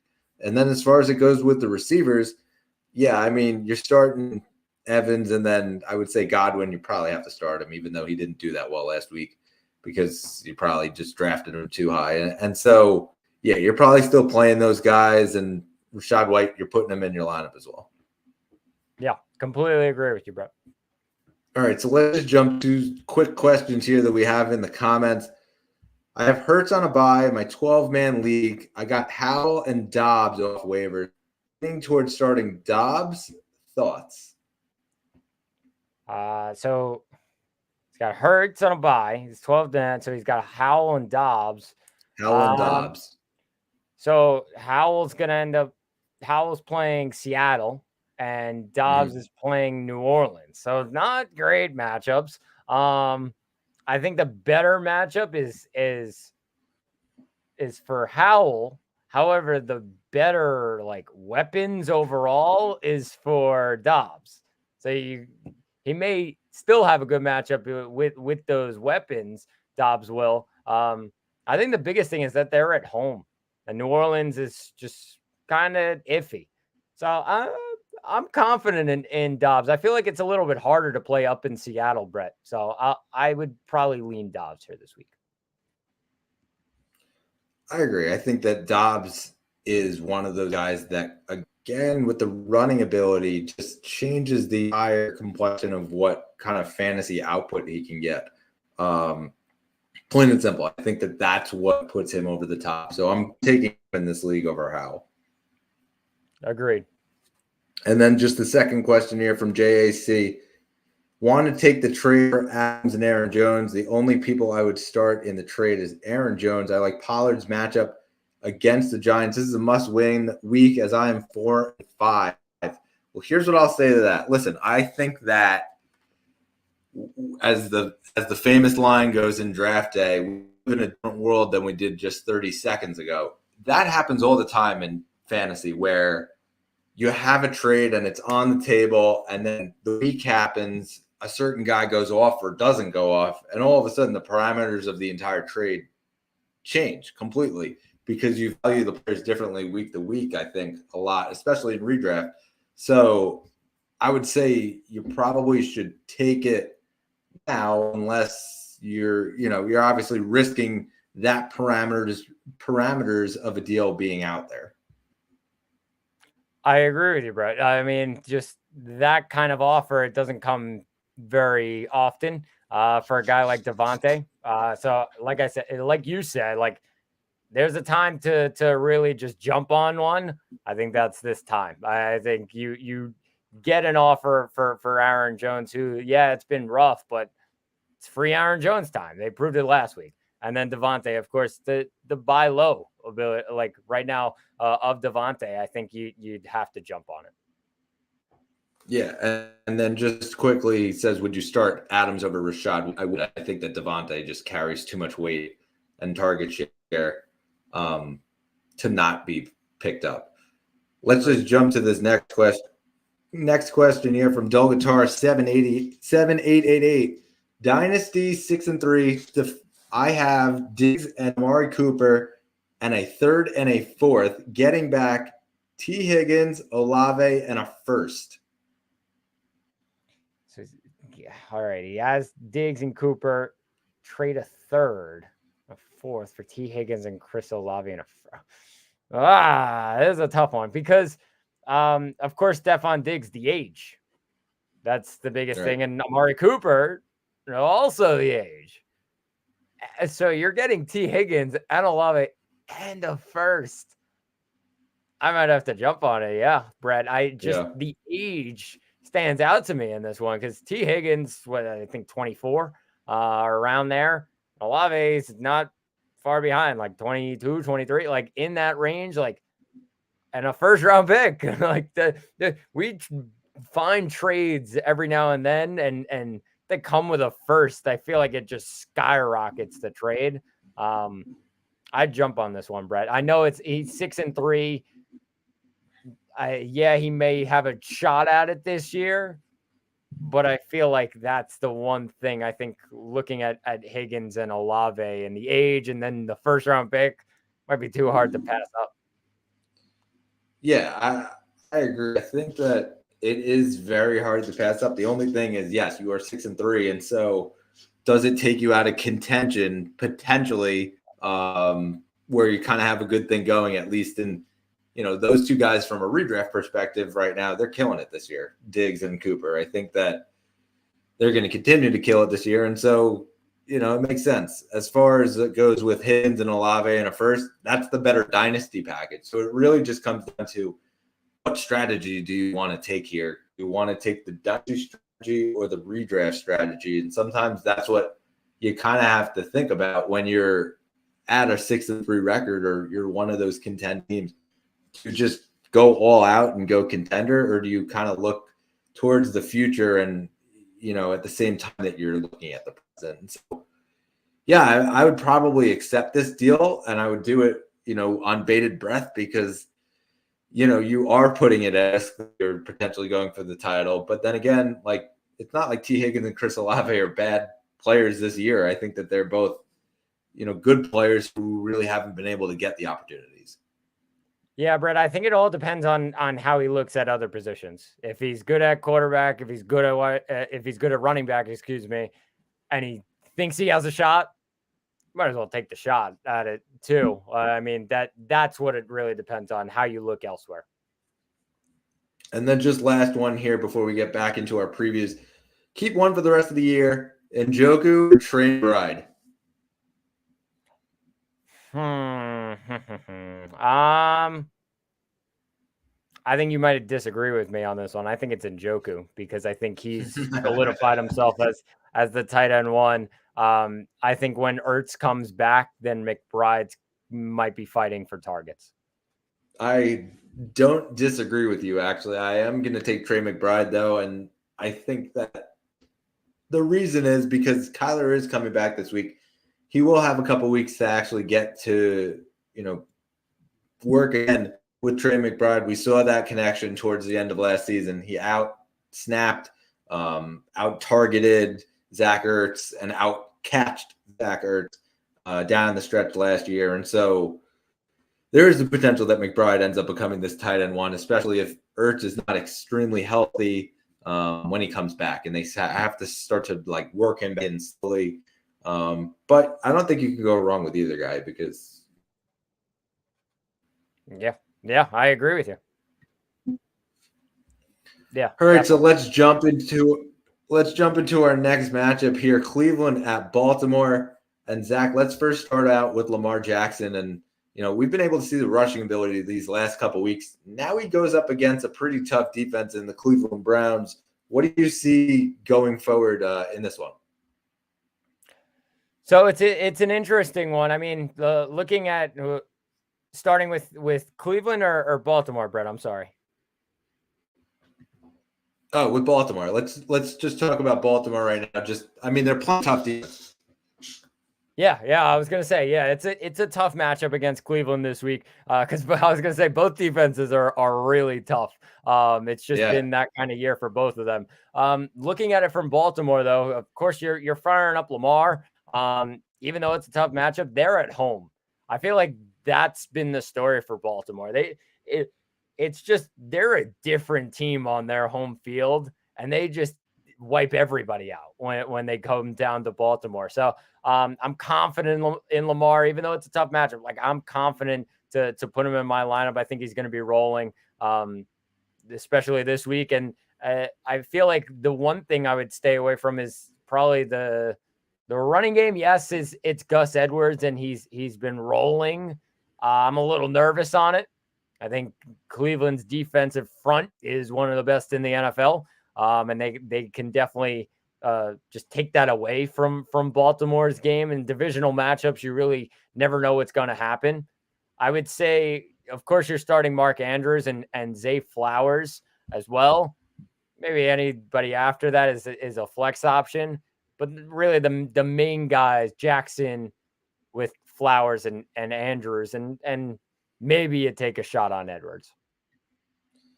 Yeah, I would even throw, obviously we'll see as far as the knee issue goes with Odell Beckham. I'd even throw him in potentially, as it seems that he's getting himself worked in more. We saw a couple of weeks ago him slam the helmet, and they've kind of seemed to be on the same page now, him and Lamar.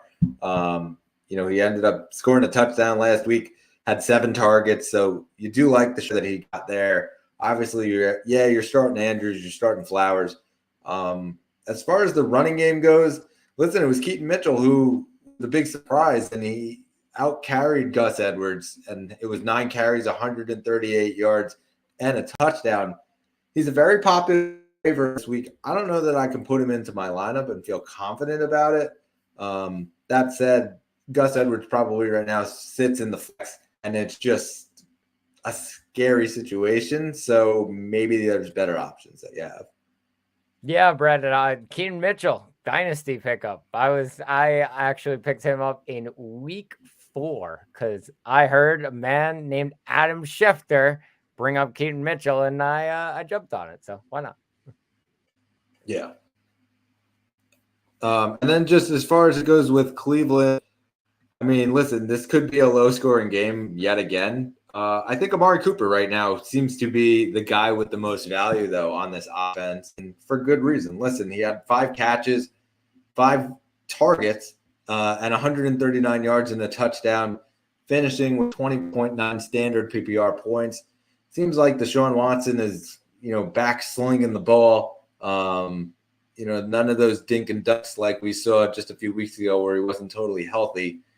And as far as the running game goes, it seems to just be the Jerome Ford show. Yeah, Kareem Hunt is going to mix in here and there, but Jerome Ford is the guy, and obviously he came back from the injury and he's full go.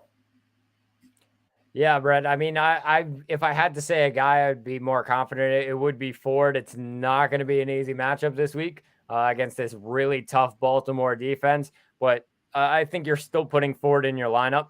Hunt, I'd probably stay away from because I think he's going to actually have the tougher matchup. Ford's more of the pass catcher back as well, so he's going to get those receptions. I think the biggest thing is between the tackles. Hunt is a lot better on that, but I think it's going to be tough against Baltimore this week. Yeah, I agree. All right, let's set a lineup right now for Dull Guitar 788. It's start 9, no super flex or tight end premium. We've got 1 quarterback, 1 running back. We've got a receiver, or I see 2 receivers here, tight end, Holcomb, and a flex. Zach, so let's start here. Quarterback 1. Is it Lamar or Bryce Young? I think it's pretty simple. We're both going to say Lamar, correct? Yep. All right, Jonathan Taylor, Montgomery, and then it seems like he has Jerome Ford on the bench. I think we're good with Monty and Taylor as well, correct? Yes, correct. Okay, and then he's got 2 wide receiver spots. He's got to choose between Diggs, Amon-Ra, Godwin, Cooper, Rashee Rice. Oh boy, he's got. So flex, he's got all of those options, and he's only picking one. Yeah. All right. Well, we'll set the 2 wide receivers at least. Okay. All right. And then the flex. Okay. So one of those guys. So yeah,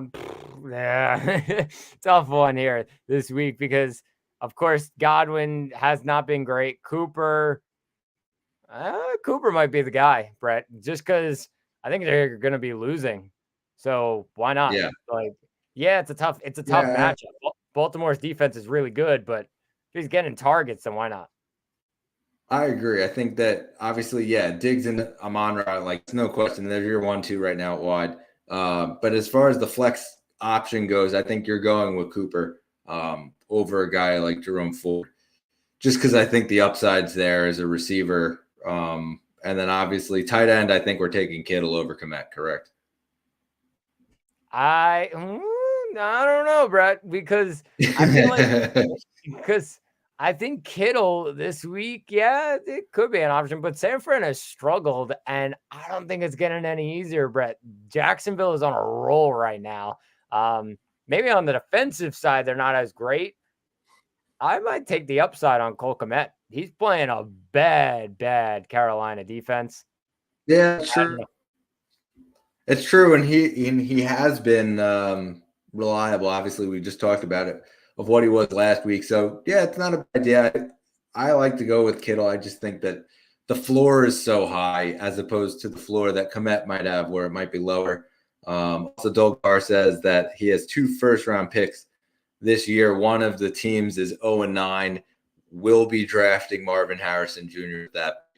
to place him in there. I think that that's a pretty good pick there to put with Diggs and Amon-Ra. Obviously, Diggs getting a little bit older in a dynasty league, and so to be able to put in a Marvin Harrison Jr. and place him with Amon-Ra, I think that's pretty solid.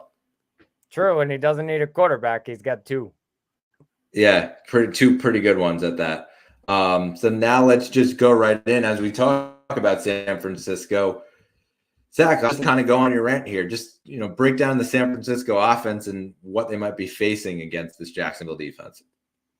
So it's not going to be easy. Like I said, I think it's going to be a little bit tougher than people think with San Fran going up against this Jacksonville team that's on a roll. I would say you're staying away from Purdy. I know the glorious openings of the season that just unbelievable performances that Brock Purdy was putting up.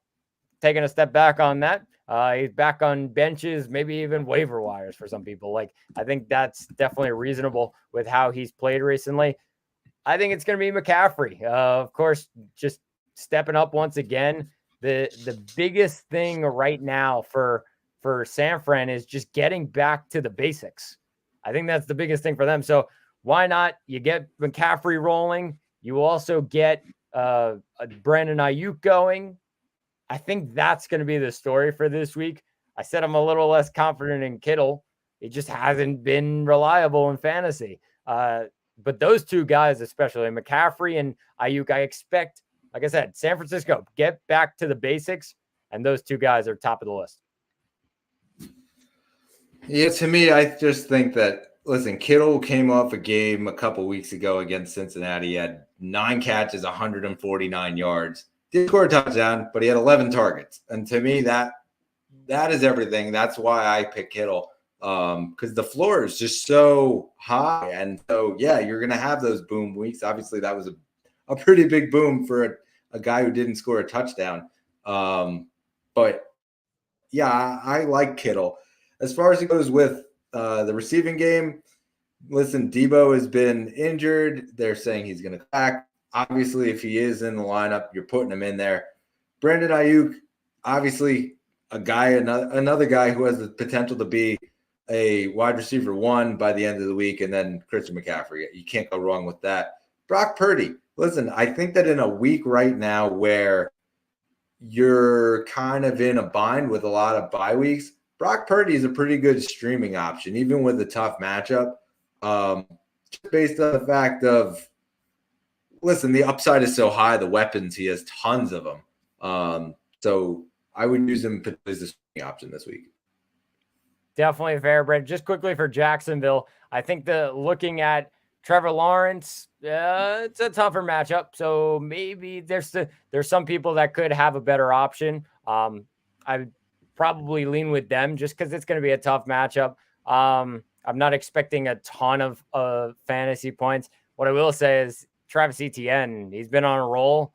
I'm going to keep riding with it. So I think he's near the top of rankings. He should be near the top of rankings. San Francisco's defense, yeah, it's really good, but it hasn't been good recently. So I'm riding the ETN train while he's booming right now every single week. I think when it comes to the wide receiver, yeah, there's people that are done with Calvin Ridley, and I'm just going to keep starting him. I'm fine with it. He's the talent is there. And I think he'll turn it around at some point. I don't know when it will be. May not be this week, but I'm still plugging him in my lineup.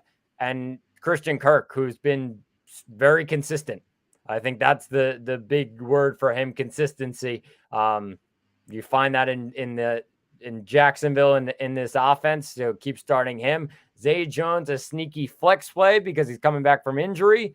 And then Evan Ingram, who's been one of the most reliable tight ends in fantasy football. Agree on all fronts. I think that the target share for Evan Ingram has just been there all season, so you got to keep starting him. As far as it goes with Ridley and Kirk, though, I think that it's kind of interesting because it seems like Kirk has been the more reliable guy. I think that this could actually be a pretty good matchup right now for Ridley because I think that they're going to kind of go shadow Kirk a little more than they usually do than they would in a normal week where you would think that Ridley would be the guy getting shadowed. As far as with targets, just a few weeks ago, he had double-digit targets, Calvin Ridley, and so they started to get him involved even more. I think that's going to start to continue. Calvin Ridley is a pretty good option right now to put in your lineup. I understand the people that are staying away, but I'm not one of those people. I would put him in the lineup. And then as far as Kirk goes, yeah, he's in your lineup too. I do like the option of putting Jones as a sneaky flex play. And obviously, you just ride with Travis Etienne, not selling him. Just keep riding the wave. Yeah, agreed.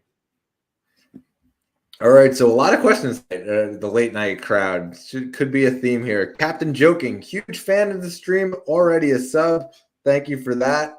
Redraft here. Should I trade CeeDee Lamb for ETN and Pollard? Zach, I think this is a pretty good segue right into the question about ETN. So this is a tough one. It really is. I think the addition of Pollard into the trade kind of sways it a little bit more because yeah, I'm still a believer in Tony Pollard. The rough one is trading CeeDee Lamb because he's been just so red hot recently. But on the other side, you're getting a running back in Travis Etienne who's been equally, if not better, than what CeeDee Lamb's been able to put up the last couple of weeks. So I'm going to side with the two with ETN and Pollard. Just because, I think the two outvalues what CD brings. He brings a lot, but I think ETN could maybe even bring some more, Brett. Yeah, I think that it's a potential for a league win, plain and simple. We talked about Dak Prescott a little bit ago, and just the surge he's on. Like, the surge will end soon. I don't know when it'll end, but he's not going to score 30-something fantasy points every single week. That'll affect CeeDee Lamb, I think. We'll start to see his numbers dip a little bit. I don't think that ETN's numbers are going to really dip. And so that's where I think we'll start to see that. Again, we talked about Pollard earlier. I think he's overrated right now. However, it seems like in this one, the guy is selling him for low. And so you're getting him at a lesser value, I think, than what he's actually worth. So in this case, I would go make this trade and get ETN. Pollard is basically the throw-in in this trade. Yeah, that's crazy to say that Tony Pollard can end up being a throw-in at a trade. If you told me that at the start of the year, I'd tell you you're nuts. Yeah, I agree. And that's just kind of what the running back position has been this entire year, where you're getting these couple guys at the very top, and then it's that mid tier is just, it's that death that they talk about, the dead zone. We're seeing it in full force this year, that dead zone, and then there's that, those second tier depth options, and every week one of them hits, whether it's a Gus Edwards, we saw Keaton Mitchell, we saw DeMarcado one week, and that's sort of what the running back rooms are looking like right now. Yeah, definitely agree, bro. All right, so now let's jump to the Minnesota Vikings as they take on the New Orleans Saints. Zach, our last game here in the 1 o'clock window, let's start with Minnesota. Justin Jefferson, he was activated, or he wasn't activated. He was signified to return from IR.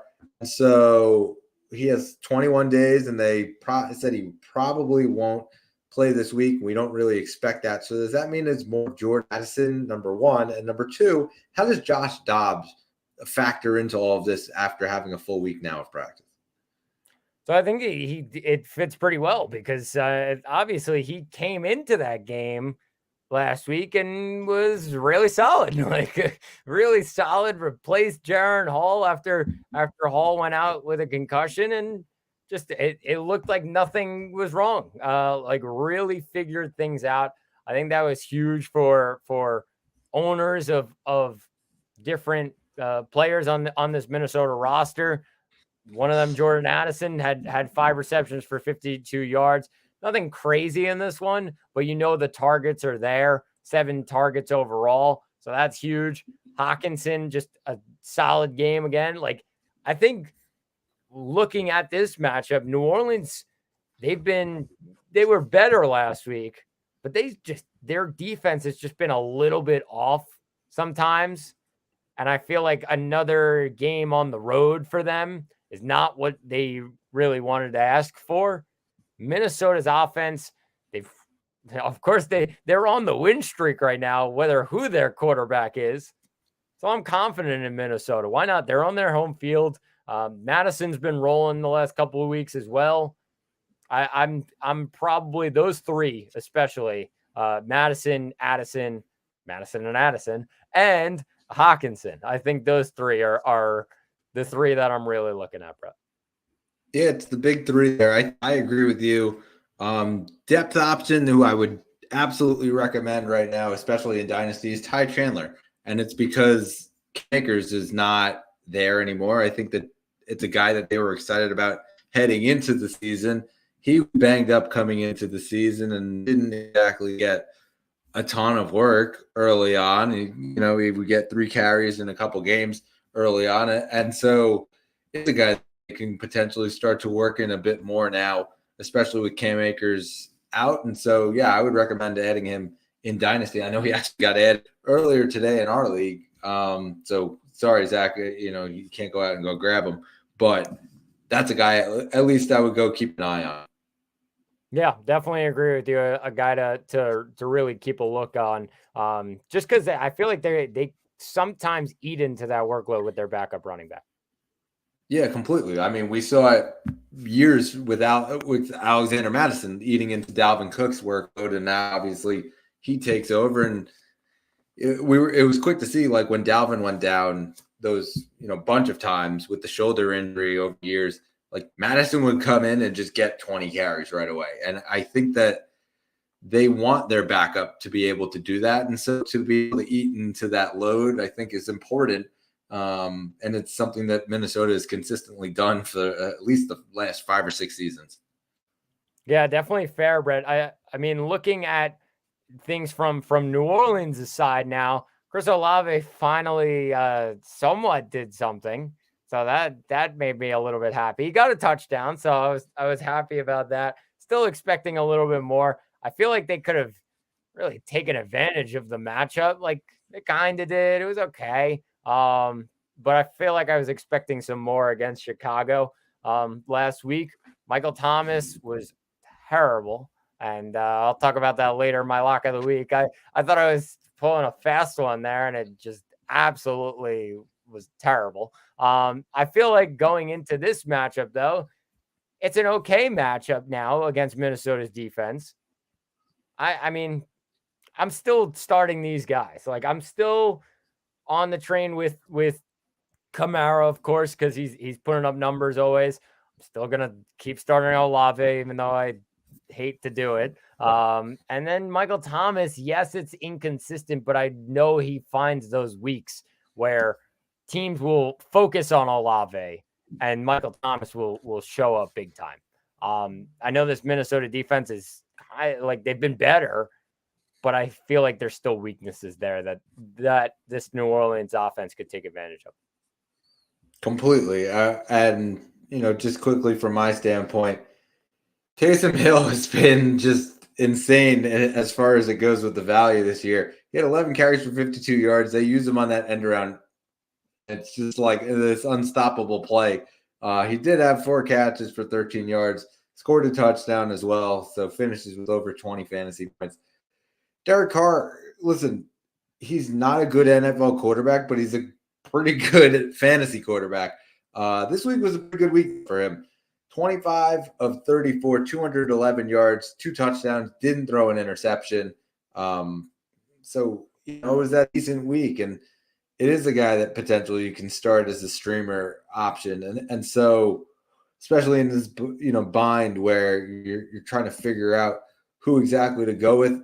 Like you just said, Minnesota's not the scary defense that they used to be. And so this potentially could be a good week to start a guy like a Derek Carr.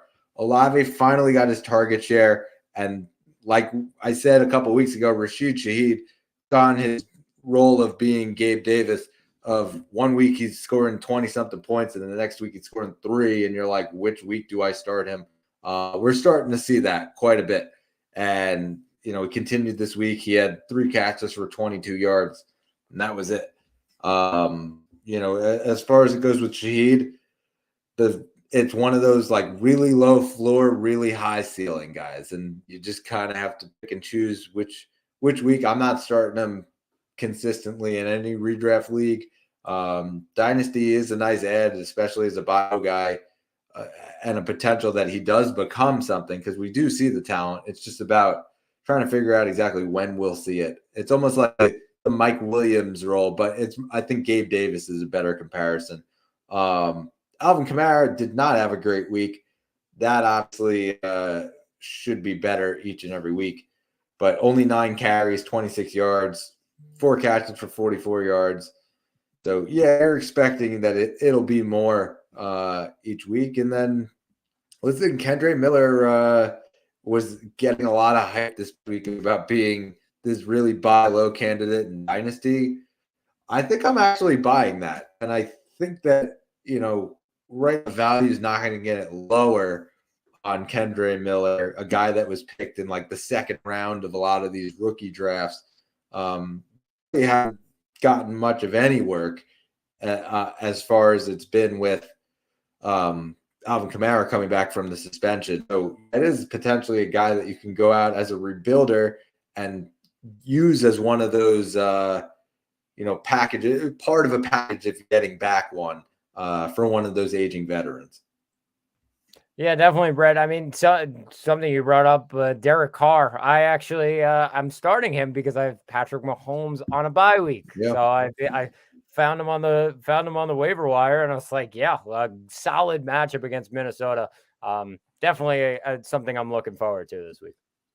Yeah, he's one of those guys that makes you just want to chuck a remote at a screen and while you're watching the game. But then you look down at your, how many fantasy points he has, and you're like, hold on a second, is this actually the same player? And so, yeah, that's kind of what Derek Carr has been pretty much this whole season. I think that he at least has a very high floor as far as it goes with fantasy points. Yep, agreed, Brett. All right, so now I'm going to step back and let you rant about Bijan Robinson and his usage as we break down this next matchup, Atlanta at Arizona. Zach, take it away.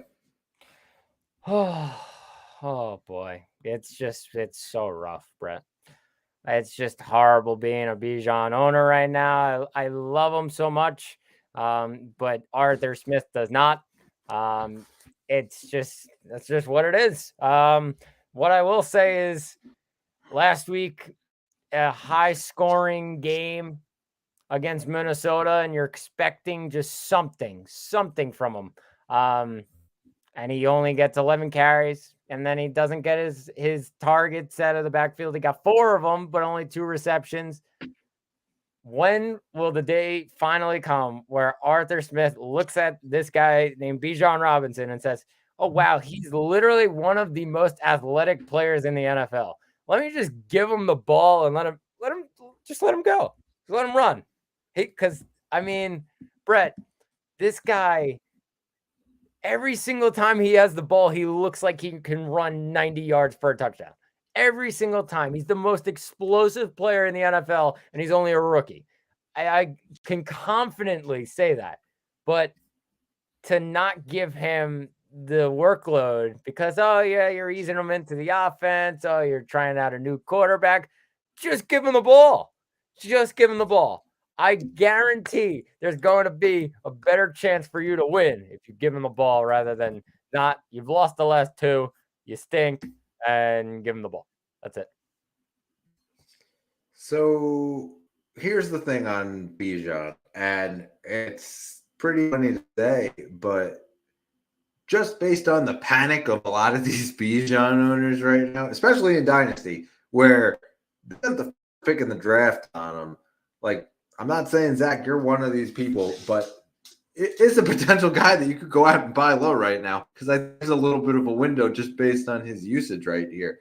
Obviously, when I say buy low, like you're still giving up a pretty significant package because he was the number 1 pick and he was very hyped up about it. But there's a very, very small window here. And obviously now that I say that he's going to go off for like 200 yards on 20 carries with 3 touchdowns. And knock on wood that happens for you. Yeah. But I think there's a sliver of a window right here just based on the panic. I don't know that. Obviously, if you take a look at the NFL standings right now, Falcons are 4-5. They are on a 2-game losing streak now. And the panic starts to set in a little bit about Arthur Smith. He's been there for a couple of years. And what's the future look like for him if they can't get it done? So yeah, there is a bit of a, road that we can be going down with the Falcons. I think that, as far as it goes with Bijan and redraft, I'm not as excited as I am in Dynasty right now. And that's just the harsh reality. I think it will get better, but as far as it goes, even with, guys like Kyle Pitts, guys like Drake London, like, it's a little scary right now, plain and simple. Just the entire team.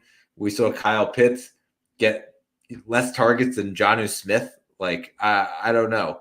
I don't know what the usage is. I don't understand the draft pick, using a high number 1 draft pick on 3 really good offensive players, Drake London, Kyle Pitts, obviously now Bijan, and just the utilization of where they've been the entire season. I don't get it. I don't get the utilization at all. Obviously, you hope that something changes, but till then, I mean, it's rough as far as it goes with, Lynn.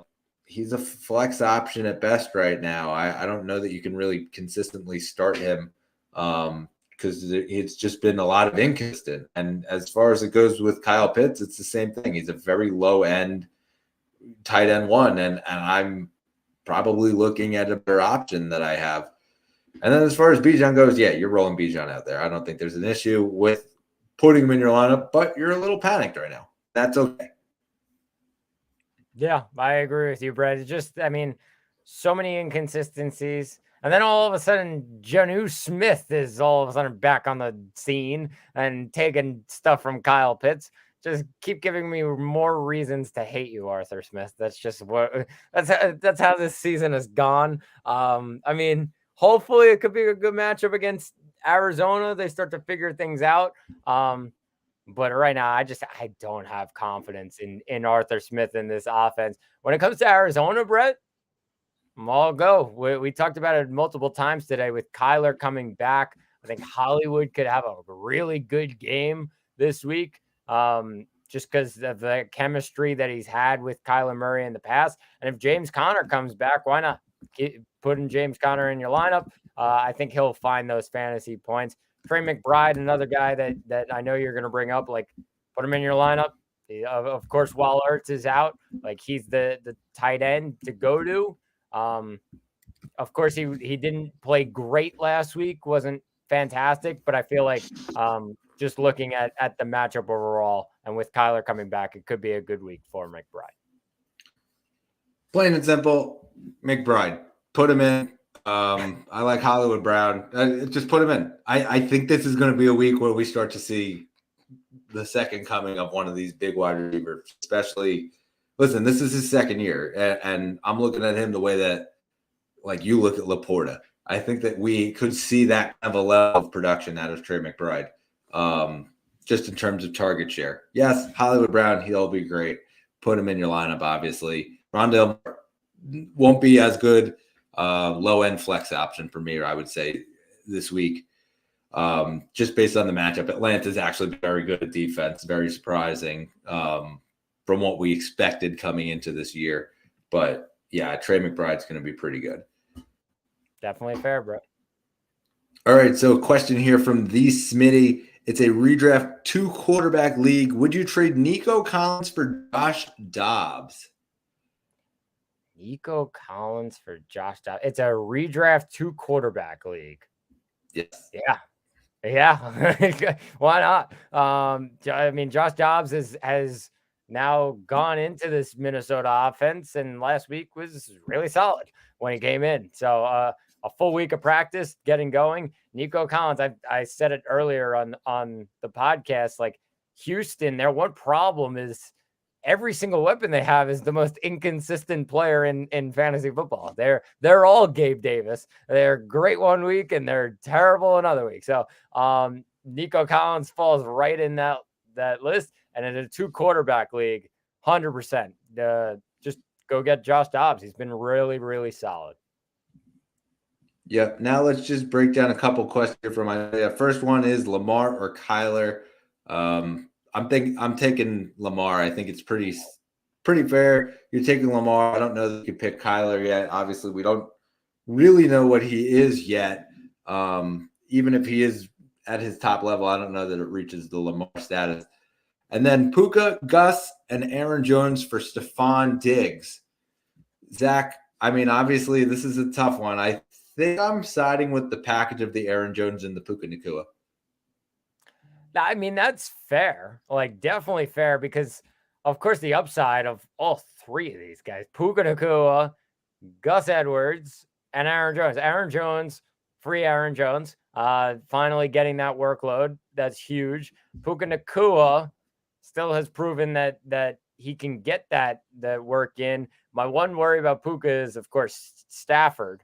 I think things change if Carson Wentz is throwing you the ball versus Matthew Stafford. I feel like Wentz would rely more on Cooper Kupp, whereas Stafford moves the ball around a lot. Gus Edwards, sneaky one, but the one thing is Keaton Mitchell that you brought up earlier might be eating into that workload. I'm gonna take the opposite side, Brett. I'm gonna take Stephon Diggs because I know what I'm getting. I know what I'm getting. I understand the package, but I feel like there's a lot of question marks in that package as well. So I feel like I'd side with the guy I just know he's gonna give me so many freaking points every week because he's Stephon Diggs. Yeah, it's fair. Listen, it's not a bad trade. I think that it is a fair package on both sides. The upside of Puka, the upside of Aaron Jones, the upside of Stephon Diggs. It's all there.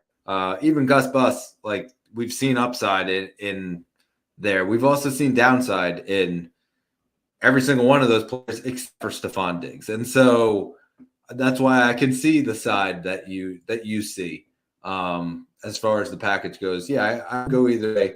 I would take the 3. Zach, you would take the 1. But yeah, I think it's a fair deal. Definitely.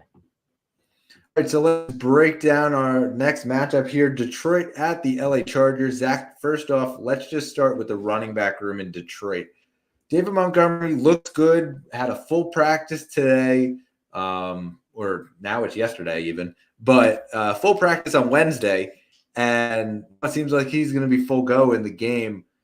obviously, like, we're going to see the workload come back. I'm not sure that it's going to be the 35 carries that we're used to with David Montgomery, but I think that it might end up eating quite a bit away from what Gibbs had last Yeah, couple I weeks. mean, I'm worried, Brett, just because I mean, we might go back to Jahmyr Gibbs. Yep, all right, yep, back on the bench. So, I mean, it all depends on really the health of Montgomery. Obviously, a full practice means, yeah, he's probably going to be back in the lineup this week, and if he's getting a full practice on Wednesday, could be back to near 100%. So, with that being said, of course, I think a lot of the runs, the touches will go to Montgomery. I think the positives that you'd have to take from Gibbs is the receptions out of the backfield. You're gonna hold on to that because that's what made him really, really solid the last couple of weeks as well. Yeah, he had some big plays on the ground, but I feel like the receptions and the targets that he got out of the backfield were huge for his value. I think looking at it, if Montgomery plays, you're clearly starting him just from what he's done so far this year when he's been in the lineup. And Gibbs, I would put him as a flex play at best. Just kind of you're playing your options. If you got another guy that you probably favor over Gibbs, and can't argue with starting him. I think looking at the rest of Detroit, it's Amon-Ra as well as Sam Laporta. Those two guys are really, really solid, and the Chargers secondary is their weakness. So I definitely take advantage of those two guys this week. This is a great matchup, Brett, because I feel like fantasy wise, a lot of guys on both rosters. But like I said, I think for Detroit, it's you're kind of taking your pick. I would not be afraid to start Jared Goff this week as well. I want to bring him up as well. But like I said, the two running backs you're kind of deciding with, two pass catchers, you're obviously starting both. Yeah, I mean, just from the perspective of just the whole team, you're starting those regular guys. I don't know that you're really shying away from anyone. Gibbs, you're probably putting in the flex option territory this week just because it's the upside is scary with Montgomery coming back. And again, we really don't know how much he's gonna play. That said, they had a bye week last week, and so we also don't really know if Monty was healthy 2 weeks ago, or if he finally got healthy this week. We're not really sure of that and the timeline of everything. That said, Monty's in your lineup. Laporta's in your lineup. Onra's in your lineup. A guy who I'm really looking to take a step forward this week is Jameson Williams. Obviously, worked with the team after the bye week. He seems to be up to 100% now. Only got 3 targets last week, 2 catches for 16 yards. And he didn't really have a lot of snaps from scrimmage. I'm curious how long it starts to take them to get him more involved with the snaps. And obviously, their offense runs a lot through the play action as far as the passing game goes. And so curious to see right now if Jameson Williams factors into that role next to Amon-Ra and Sam Laporta. And so that's a guy that I'm actually looking at potentially stashing or buying low right now in Dynasty. Yeah, Brett, completely agree with you. And looking at the Chargers side of things, Herbert, I think that's obvious here. Even after last week, yeah, he was playing the Jets though. The Jets are one of the toughest defenses in the NFL.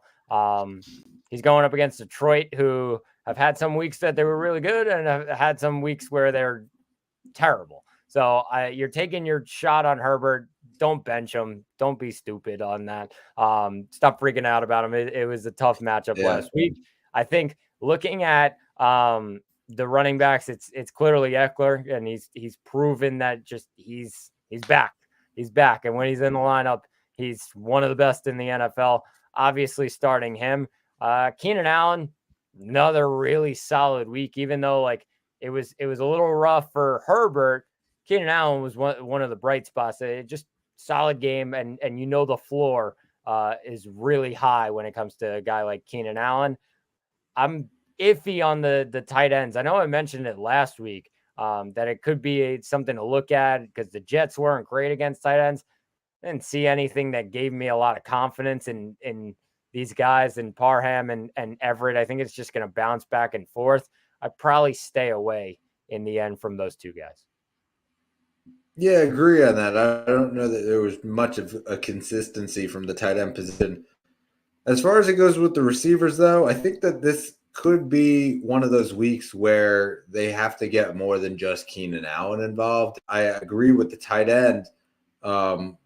I don't know that there's been much consistency there. I think that the receivers is where it's really come in. Obviously, Mike Williams is hurt, tore his ACL, done for the year. Josh Palmer got put on IR. So that means he's going to miss 4 games. That also means they're going to have to start getting Quentin Johnston, their first-round pick, involved. Only 3 targets, 2 catches for 14 yards. Wasn't really much there. And there really hasn't been much there for him the entire year. I think this is going to be the week where he actually starts to take the next step forward. Right now, he's shown that he's really just not been great fantasy material at all. I think that this is a week where that changes. That's definitely fair, Brett. Like they need to get him involved at some point. Like they drafted him for a reason. Like this guy, he's drafted that high, and I mean the talent's there. It's just how many injuries could it take to really get this guy involved? I think a heavy passing week for LA I expect to come just because the high-powered offense of Detroit, they're going to need to maybe play catch-up in the game as well, the Chargers. So could be a week for Quentin Johnston.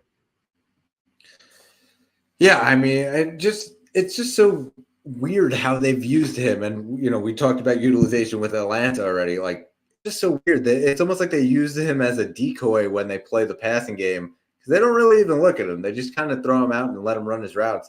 They don't really look at him. And so I'm curious if that starts to change in the next couple of weeks, especially without any of the second receivers there, and it's literally just Keenan Allen. Yeah, I mean, I agree with you. It's just it is weird how they've used him. I feel like they need to look at his strengths a lot more, and that'll kind of get them going later in the season.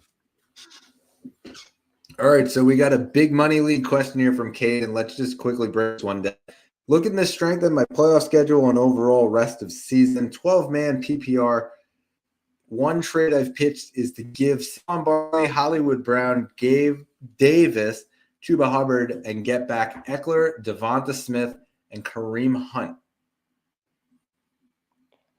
So this is an interesting one, Brett. I mean, he also provided us with his roster in the next slide as just he does need that, like, Saquon hasn't been great. So getting Eckler to really replace that, Eckler is going to be consistent for the rest of the season as long as he's healthy. And then I feel like Devonta is a huge addition. Been a lot better the last couple of weeks. So that gives you confidence in Devonta Smith. The one thing I'd say is of course, Hollywood Brown, I'm confident with Kyler coming back, but I feel like Eckler just trounces all of this. I think that's the story of this trade, Brett. You get a guy like Eckler, he's a top 3 talent in all of fantasy football. And clearly a league winner. Like, I feel like getting that big name, even if you're giving up a lot there, like clearly getting Eckler is the end and should be the right decision. Yeah, I agree. And I also think Kareem, you can't really knock him. He's proven that he can be a thorn in the side, and he has standalone value right now. And I think that if, Jerome Ford were to gone down, like Kareem Hunt is going to have a massive share and be able to produce at a consistent rate. So you can't really knock Kareem Hunt. As far as Eckler goes, yeah, you mentioned it right there, Caden. Like down the stretch, it's a pretty good schedule for him. And so he is a top 3 option in fantasy right now, just plain and simple. So to be able to get that, to be able to buy low right now on Devonta Smith, a guy who has had massive weeks, and he's just kind of in a rut right now as they get Brown every ball possible. Like, I agree. And as far as it goes with Saquon, yeah, you say it right there. Like, they can't get him in the red zone. And so there's not a lot of touchdown numbers coming to Saquon Barkley. Yes, Hollywood Brown's going to be great with Kyler Murray coming back. I don't know that makes it worth it. I would take the Eckler side of the deal. I think you chase that and hope that Eckler is your league winner. Yeah, I was going to say Hollywood Brown's great, but he's not Austin Eckler. So, like, as much as we could say, oh, good thing, like Austin Eckler is going to be the guy. And he said it, like a killer playoff schedule. Unbelievable. I feel like Eckler, you're just, well, you look at it, Eckler or Swift, it's Eckler. I mean, Swift has a great playoff schedule as well, but it's Austin Eckler. He's not Austin Eckler. Exactly. He's not Austin Eckler. So, anything with Eckler, like, just I'm riding it because he's back in the zone and he loves his fantasy football. He's one of the biggest fantasy football fans out there in the NFL. He knows he needs to provide for his owners, and he's done that so far. Yep, good. And thank you for the question. Let's just jump in right now as we get to the final games here in the 4:00 window. The Giants and the Cowboys, and we'll start with Giants. I think, like we just said, the offense runs through Saquon. That said, the touchdown numbers haven't been getting there because they can't get into the red zone. And so, I mean, you're starting Saquon. You're not happy about starting Saquon, but you have to start him because he's Saquon. As far as it goes with the rest of the guys, I spoke about it earlier in the podcast. As far as it goes with Wan'Dale Robinson and Jalen Hyatt, like, Tommy DeVito is going to be the starting quarterback this week. And so they're probably going to not sling the ball 50 yards down the field. They're going to have to get, 5 to 10 yard gains to march themselves down the field. And they haven't been able to do that. So therefore, I really can't trust anyone right now on the Giants except for Saquon, and it's just based on the usage. Yeah, I was going to say, Brett, the volume. I mean, the usage and the volume, like, that's all I can really be confident about with the Giants. And we mentioned a couple names earlier. Yeah, Wan'Dale Robinson, like one of them. Just, I don't have confidence in the quarterback right now. Whoever it is, if it's not Daniel Jones, they've proven to me that it's going to be hard to get those guys the ball, and I can't rely on them. Real life, like, it's hard to rely on them, let alone fantasy. I just cannot really rely on them. Maybe you stash Wan'Dale on your bench. Just hopefully it can pan out in the next couple of weeks. But I don't have a lot of confidence right now, except for Saquon. Yeah, I don't know that you can really even roster most of these players. It's just it's a ghost land out there, except for Saquon. We talked about it earlier. Like, I got put in a bind. Like, I had to add a starting quarterback in Superflex in Dynasty League, and like Tommy DeVito was sitting there, and I was like, okay, well, here we go. I guess we're riding with Tommy DeVito. Not expecting much. I'm expecting him to finish as like back 32 or 31. Like 3 points. Yeah, 3 points. Exactly. I'm not expecting much at all. What I am expecting is for the Dallas Cowboys to put up a ton of points this week on the Giants secondary that is just not good at all. Plain and simple, like, you're starting CeeDee Lamb, obviously. You're starting Tony Pollard, obviously. Jake Ferguson, I think, is the guy that you should at least add in your league, and he's out there in like 40% of leagues right now, which is pretty mind-blowing to me. But he had 10 targets this past week, also had 7 catches, 91 yards, and touchdown, finishes with over 20 standard PPR points. Zach, I think Ferguson for me right now is the big takeaway Cowboys offense other than the standards. Yeah, I agree with you. And I had Sam Laporta on a bye. I'm looking for somebody. Jake Ferguson sitting on the waiver wire. He puts up those numbers. I come back from down 50, Brett, and I win. I give a lot of that credit to Jake Ferguson. He put up those 20 points. It really kickstarted everything. Really, really cool stuff there. So thank you, Jake Ferguson.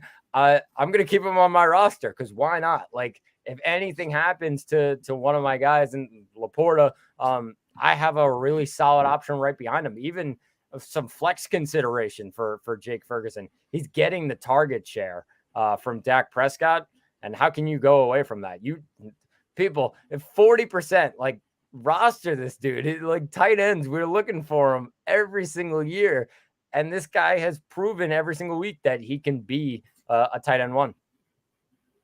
Yeah, and it's funny because, I think our rookie dynasty draft, and we had Ferguson out there, Schumacher out there as well. Schumacher went.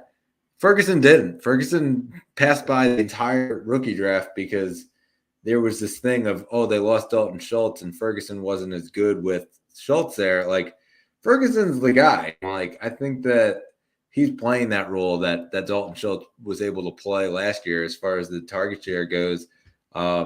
Reliable, and Dak loves throwing to his tight ends. I think that's a guy that should absolutely be rostered in 100% of leagues. Definitely, Brett. All right, so now we jump to our final 4 o'clock window game. It is Washington at Seattle. Zach, I first want to just talk about the running back room in Seattle, because we've seen over the last couple of weeks it's been a rough window as far as it goes for Kenneth Walker. Last week, finishing with 9 carries for 16 yards, and just an abysmal performance from him. Charbonnet, 4 carries for 8 yards, starting to eat a bit more into that snap share. Do you see anything changing here, or is it going to go back to Kenneth Walker? It's a weird one, Brett. I mean, like, it's hard because Seattle is a run-heavy offense, but I feel like they also have so many weapons that it's like, oh, well, they could go either way. They can start slinging the ball around with Geno. I'd still favor Walker. I know it's hard to see with Charbonnet kind of eating into that workload, but Walker has proven time and time again that when he gets the workload, like, he's one of the best in the NFL. He has been so far this season when he gets that workload. A lot of weeks where nobody's put up 100 yards. I think there was one week a couple weeks ago. Nobody in the NFL put up 100 yards, even close to it, except for Kenneth Walker, and he just had a solid workload. You kind of know what you're going to get from Walker, and I feel like Seattle's going to end up leaning back into Walker. This week they go up against Washington. Okay, just got rid of Chase Young, so that hurts their defensive line. I think looking at that, I'm confident in Walker. You're going to start him, obviously, this week against Washington. When it comes to the pass catchers, DK, Lockett. Lockett's been just a little bit inconsistent, which that's not surprising because he's Tyler Lockett. So there's nothing new there. When it comes to Jackson Smith and Jigba, he's starting to get some targets. The targets have risen in the last couple of weeks, so that's pretty huge for him. Still don't know if I'm putting him like high on fantasy boards just yet, but for dynasty value, that definitely gives you some confidence. That I think when Lockett ends up leaving, he's an older guy. Once he ends up leaving, like, Smith and Jigba will fit in perfectly. Really, that's pretty much it for me, Brett. I mean, there's some people that'll have confidence in Geno this week against this Washington defense. Yeah, why not? It's a bye week for a lot of guys, so could be an option in Geno Smith. Yeah, I agree. I think that as far as it goes with JSN, he got a pretty good target share, and the reason was because it seemed like we're doubling DK Metcalf, who was banged up pretty much every play, and so there was an open guy in Smith and Jigba. So yeah, I'm not sure how much redraft value he actually has. Like, yeah, he's getting points right now, but I don't know that I can feel confident in starting him because I just think the floor is too low. Where with Lockett, with Metcalf, like, you're going to get a higher floor. And so I'm more prone to start those two guys than Smith and Jigba. As far as it goes with the running back room, listen, they played the Baltimore defense. The week before that, they played the Cleveland defense. And so I think it was 2 tough matchups for the running back room. And so I think Kenneth Walker will get back to it. Yes, Charbonnet was out snapping him. I think it was more so based on the fact that they had to throw the ball. Listen, they were down. They lost the game 37-3. So they were throwing the ball for pretty much the whole second half. And I think that's what kind of led to Charbonnet getting more snaps than Kenneth Walker. They were using him a lot as a pass protector. And so to me, I think Kenneth Walker will eventually right the ship. I think that this is not something to panic about. Yes, 2 weeks in a row, but at the same time, like I think that he's a guy that consistently at the beginning of the season, he was consistently scoring a ton of fantasy points. It was like a top 5 running back. And so I don't know if he'll get back to being a top 5 running back, but certainly he'll be a top 10. I think that will start to continue this week into next week. Yeah, definitely fair, Brett. And I mean, as for Washington, Howell could be an option this week for some people. Just a solid matchup against Seattle. Seattle's given up a lot of fantasy points to quarterbacks. We saw that last week. They got steamrolled by Baltimore. But looking at it, I would probably say Brian Robinson, you're going to end up starting him. There's actually rankings that have him a little low. I might have something to say about that on Lock of the Week later, Brett. But I'm also looking at the receivers, and Jahan Dotson's been a lot better since that little dud he had for the first part of the season. Was not great. Has come back into that flex consideration. Has just had a couple solid weeks and could have another solid game against a struggling Seattle secondary. And you're obviously starting Terry McLaurin. Logan Thomas is kind of a boomer bust option at tight end. Like he was great one week and he was great another week. And then he went back to being Logan Thomas. And then I don't know. It's a little iffy for me, Brett. Yeah, as far as it goes with Logan Thomas, I think I'm looking at better options. I think that there's a lot of tight ends out there right now that are more worthy of that role. As far as it goes with Dotson, you just said it. He's a flex option, plain and simple. I think that Brian Robinson has worked himself back into flex option as well. And then you're starting Terry. And I agree about Sam Howell. He's been pretty consistent. Threw the ball 45 times last week, over 300 yards, threw a touchdown, and some running room with his legs. So yeah, there's a pretty high ceiling that Sam Howell can hit, a pretty high floor, I should say, that he could hit, just based on the fact that he is throwing the ball a lot, he is running as well. So he's a good streaming option. Yeah, I agree with you, Brett. All right, so let's hit Mateo's question quickly here. Bottom of the barrel superflex, my favorite. Do I start Kenny Pickett, Bryce Young, or Tyson Bagent? So it's one of them, Brett. I'm pretty sure. Okay. Yeah. One of them. Kenny Pickett. Why not? Like Deontay's back. George Pickens, like I said, he's going to start rolling. They're at home this week and they're playing Green Bay. Green Bay's defense has not been good. Like, yeah, they were good a couple weeks here and there. Like, I'm confident in Kenny Pickett, especially with Deontay Johnson back now. All those points that Deontay's getting is from Kenny Pickett. So I think that's huge. I'm confident in starting Kenny Pickett just because the other guys relying on a Thursday night game, which could go one way, could go the other way. It's Carolina, Chicago. I feel like just staying away from that game is probably the best option.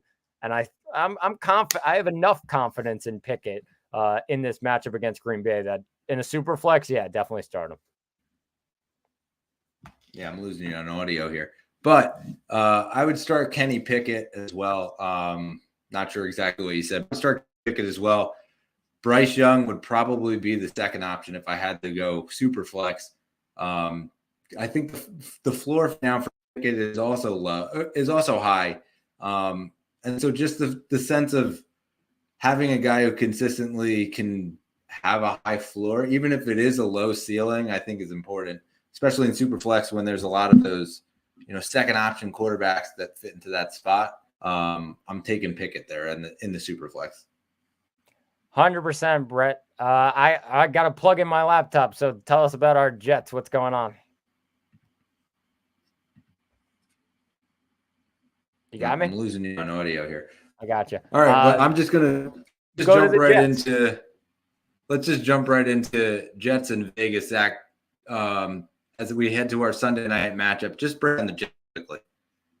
So breaking down the Jets quickly, I mean, just looking at it, it's Breece Hall and Garrett Wilson. I think that's the biggest thing for me. Breece, Garrett, like those two guys, put them in the lineup. I think those two are going to be really, really just they're the solid options. Nobody else for the Jets, just those two, Breece and Garrett Wilson. Yeah, I agree. I just think that as far as it goes with the quarterback situation, yeah, you got the Zach Wilson potential option that you're going to have as a lower end super flex, just because he could use his legs, and there is that potential. That said, I don't know that you really can trust anybody on the Jets right now. Like Allen Lazard has had a ton of drops, and that's been quite an issue for them. And then as far as it goes with the rest of the guys, like, Conklin's getting his target share, but you can't really rely on it consistently. As far as it goes with like Michael Carter, I think right now that's a potential stash guy in Dynasty. Who's not really being talked about because we're seeing Dalvin Cook really do nothing. He's just not adding much of any value.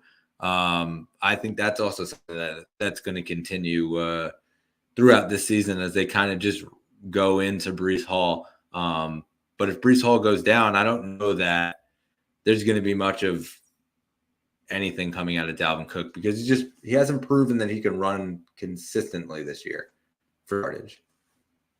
Yeah, I agree with you. I think Dalvin, you're probably just staying away, of course, in fantasy. Breece is the guy, and like I said, it's going to be a really good matchup this week against Vegas. Could really take advantage of this Vegas defense. I'm confident Breece is going to put up really, really big numbers this week against Vegas. Yeah, and then as far as it goes with Vegas, I mean, we kind of spoke about them already. Like, they have the couple pieces that you're starting. Obviously, like Devontae, you would figure that he's going to get this heavy workload.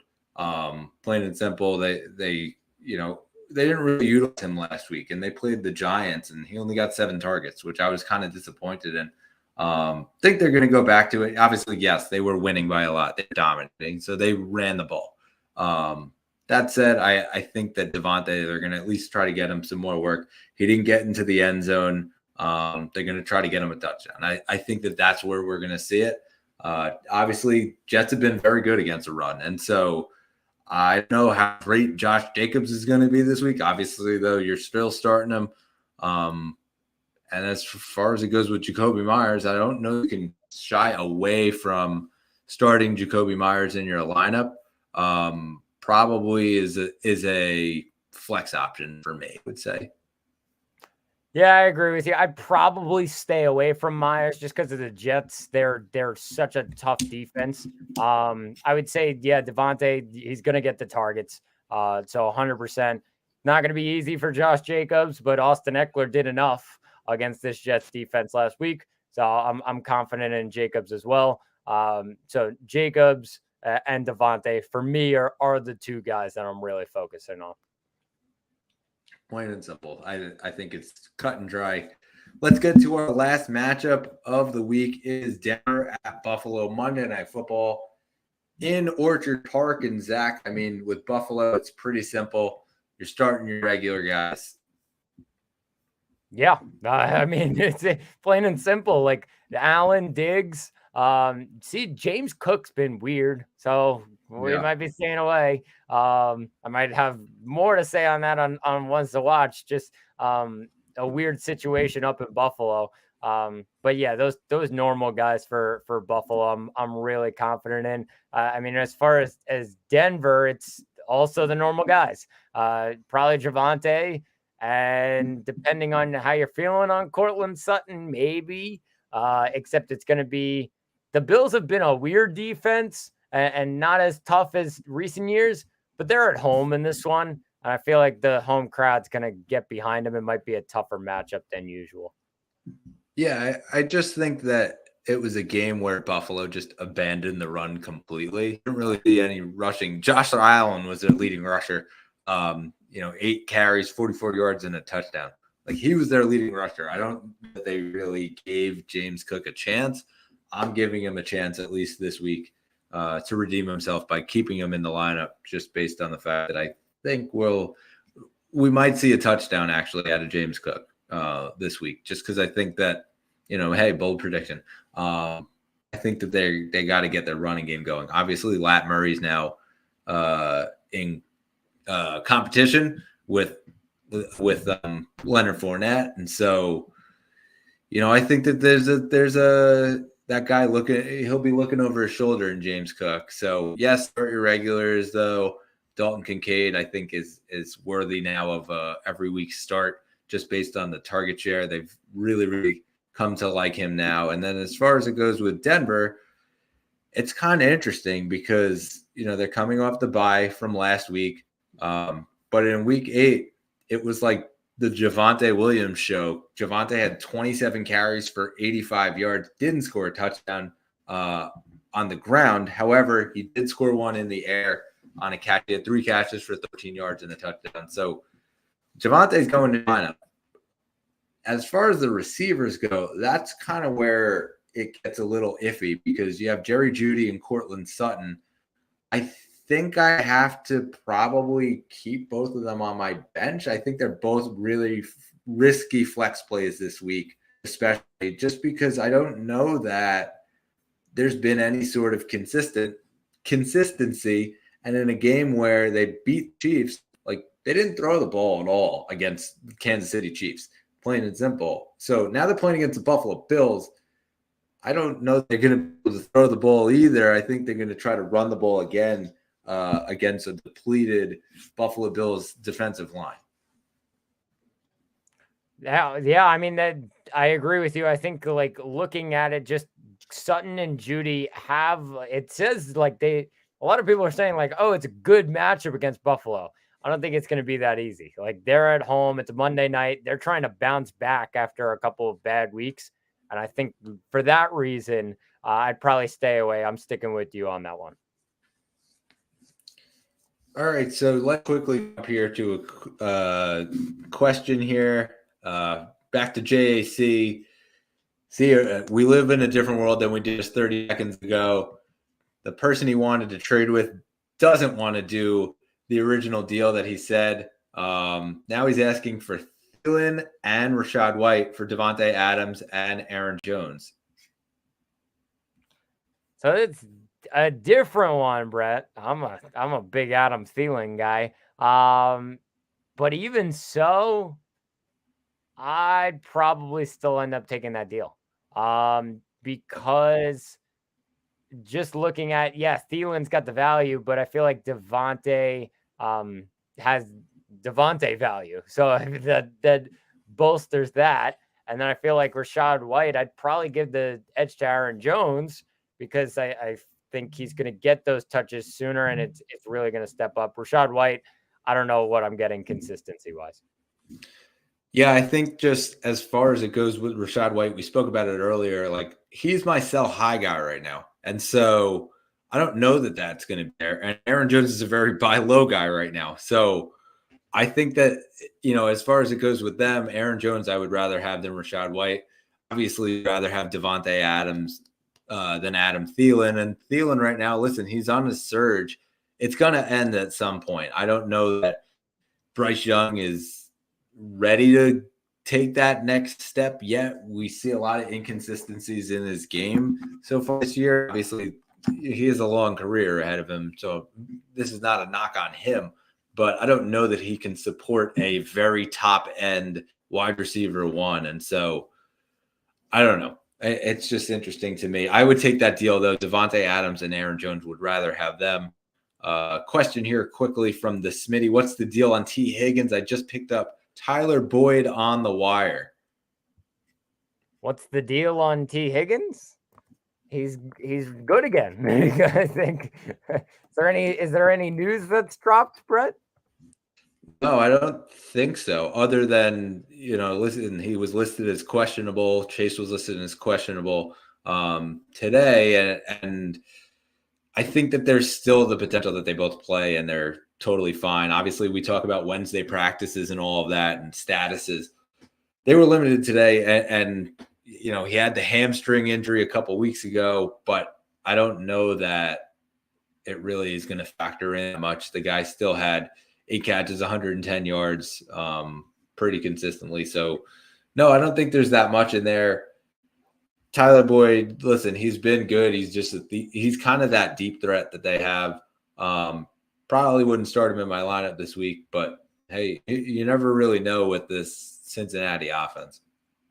Yeah, it actually, I just looked it up, Brett. He did suffer a hamstring injury in practice today, and that's why he was limited. So something to monitor.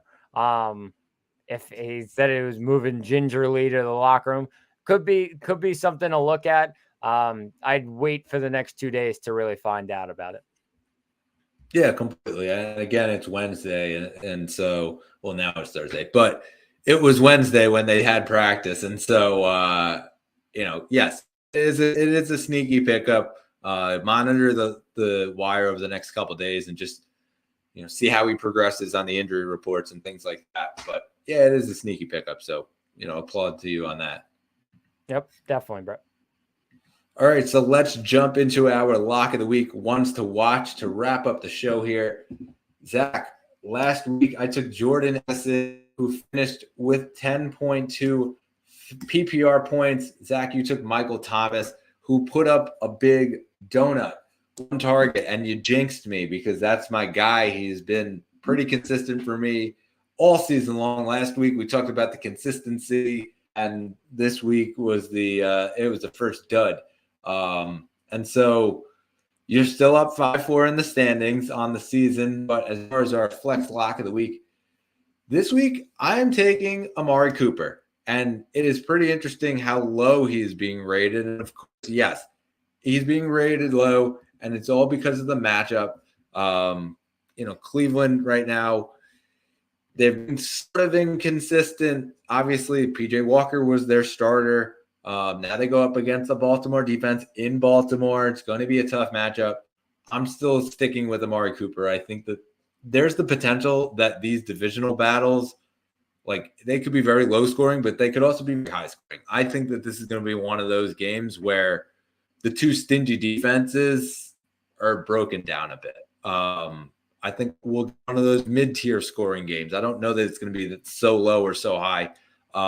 But I think Amari Cooper is going to be right at the focal point of that offense.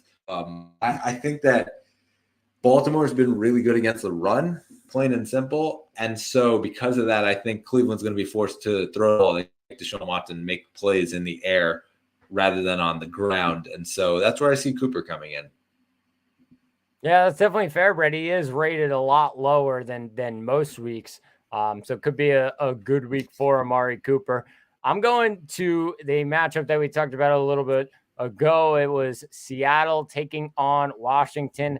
I am taking the running back Brian Robinson, who's ranked by a lot of people near 25 on running backs. What are people seeing here? I think Brian Robinson, he's clearly the lead guy in this running back room, and he's going up against the Seattle defense that have let up one of the highest amount of rushing touchdowns so far this season. They've let up 10 rushing touchdowns in 9 games. So a lot of production there from other running backs. And Brian Robinson, if they're getting in the end zone on the ground, Washington, it's through Brian Robinson. So, I mean, that's what I'm seeing here. If he falls into the end zone, it's a good week for him. And the volume's there, the workload he gets is really solid usually. So I'm confident in Robinson this week. Yeah, I mean, it's a good pick. Listen, I think that he's proven himself to have value, and obviously he has more value than the other running backs in his room, and that's been made pretty clear. So yeah, it is a good pick. Now let's jump into our ones to watch. These are guys who are owned in less than 50% of ESPN and Yahoo standard leagues. And it seems that I'm doing pretty well on this one. I'm up 7-2 in the standings and picking out these gems one by one. Last week I picked Trey McBride, and he didn't do as well as I would have thought. Yes, he had Clayton Tune as his quarterback, and we didn't really know that at the time when we made the picks. But he still finished with 5.2 PPR points. Zach, you took Gerald Everett. He had 3.8 PPR points. And so me getting the pick here, I'm going with Quentin Johnston. And right now he is owned in only 34.2% of standard ESPN leagues. We spoke about it before. This is going to be an interesting period for them as they try to figure out their passing game. Obviously, lost Mike Williams to the torn ACL.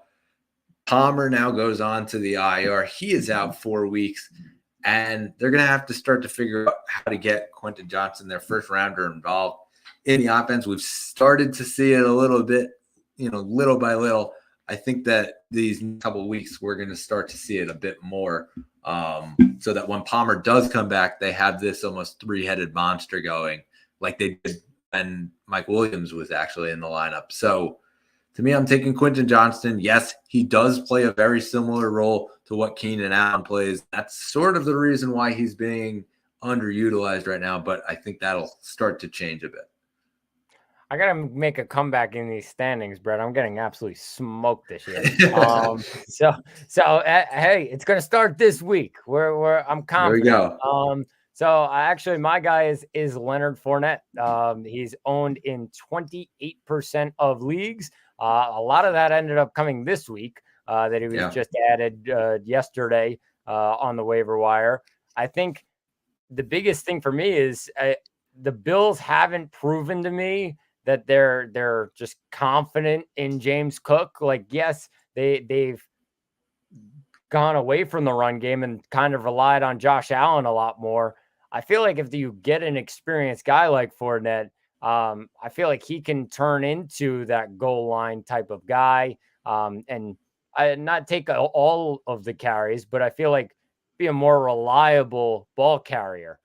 Just getting some experience in the backfield. Yes, I know they have that in Lat Murray, but I feel like Fournette just gives something different, and they went out to get him.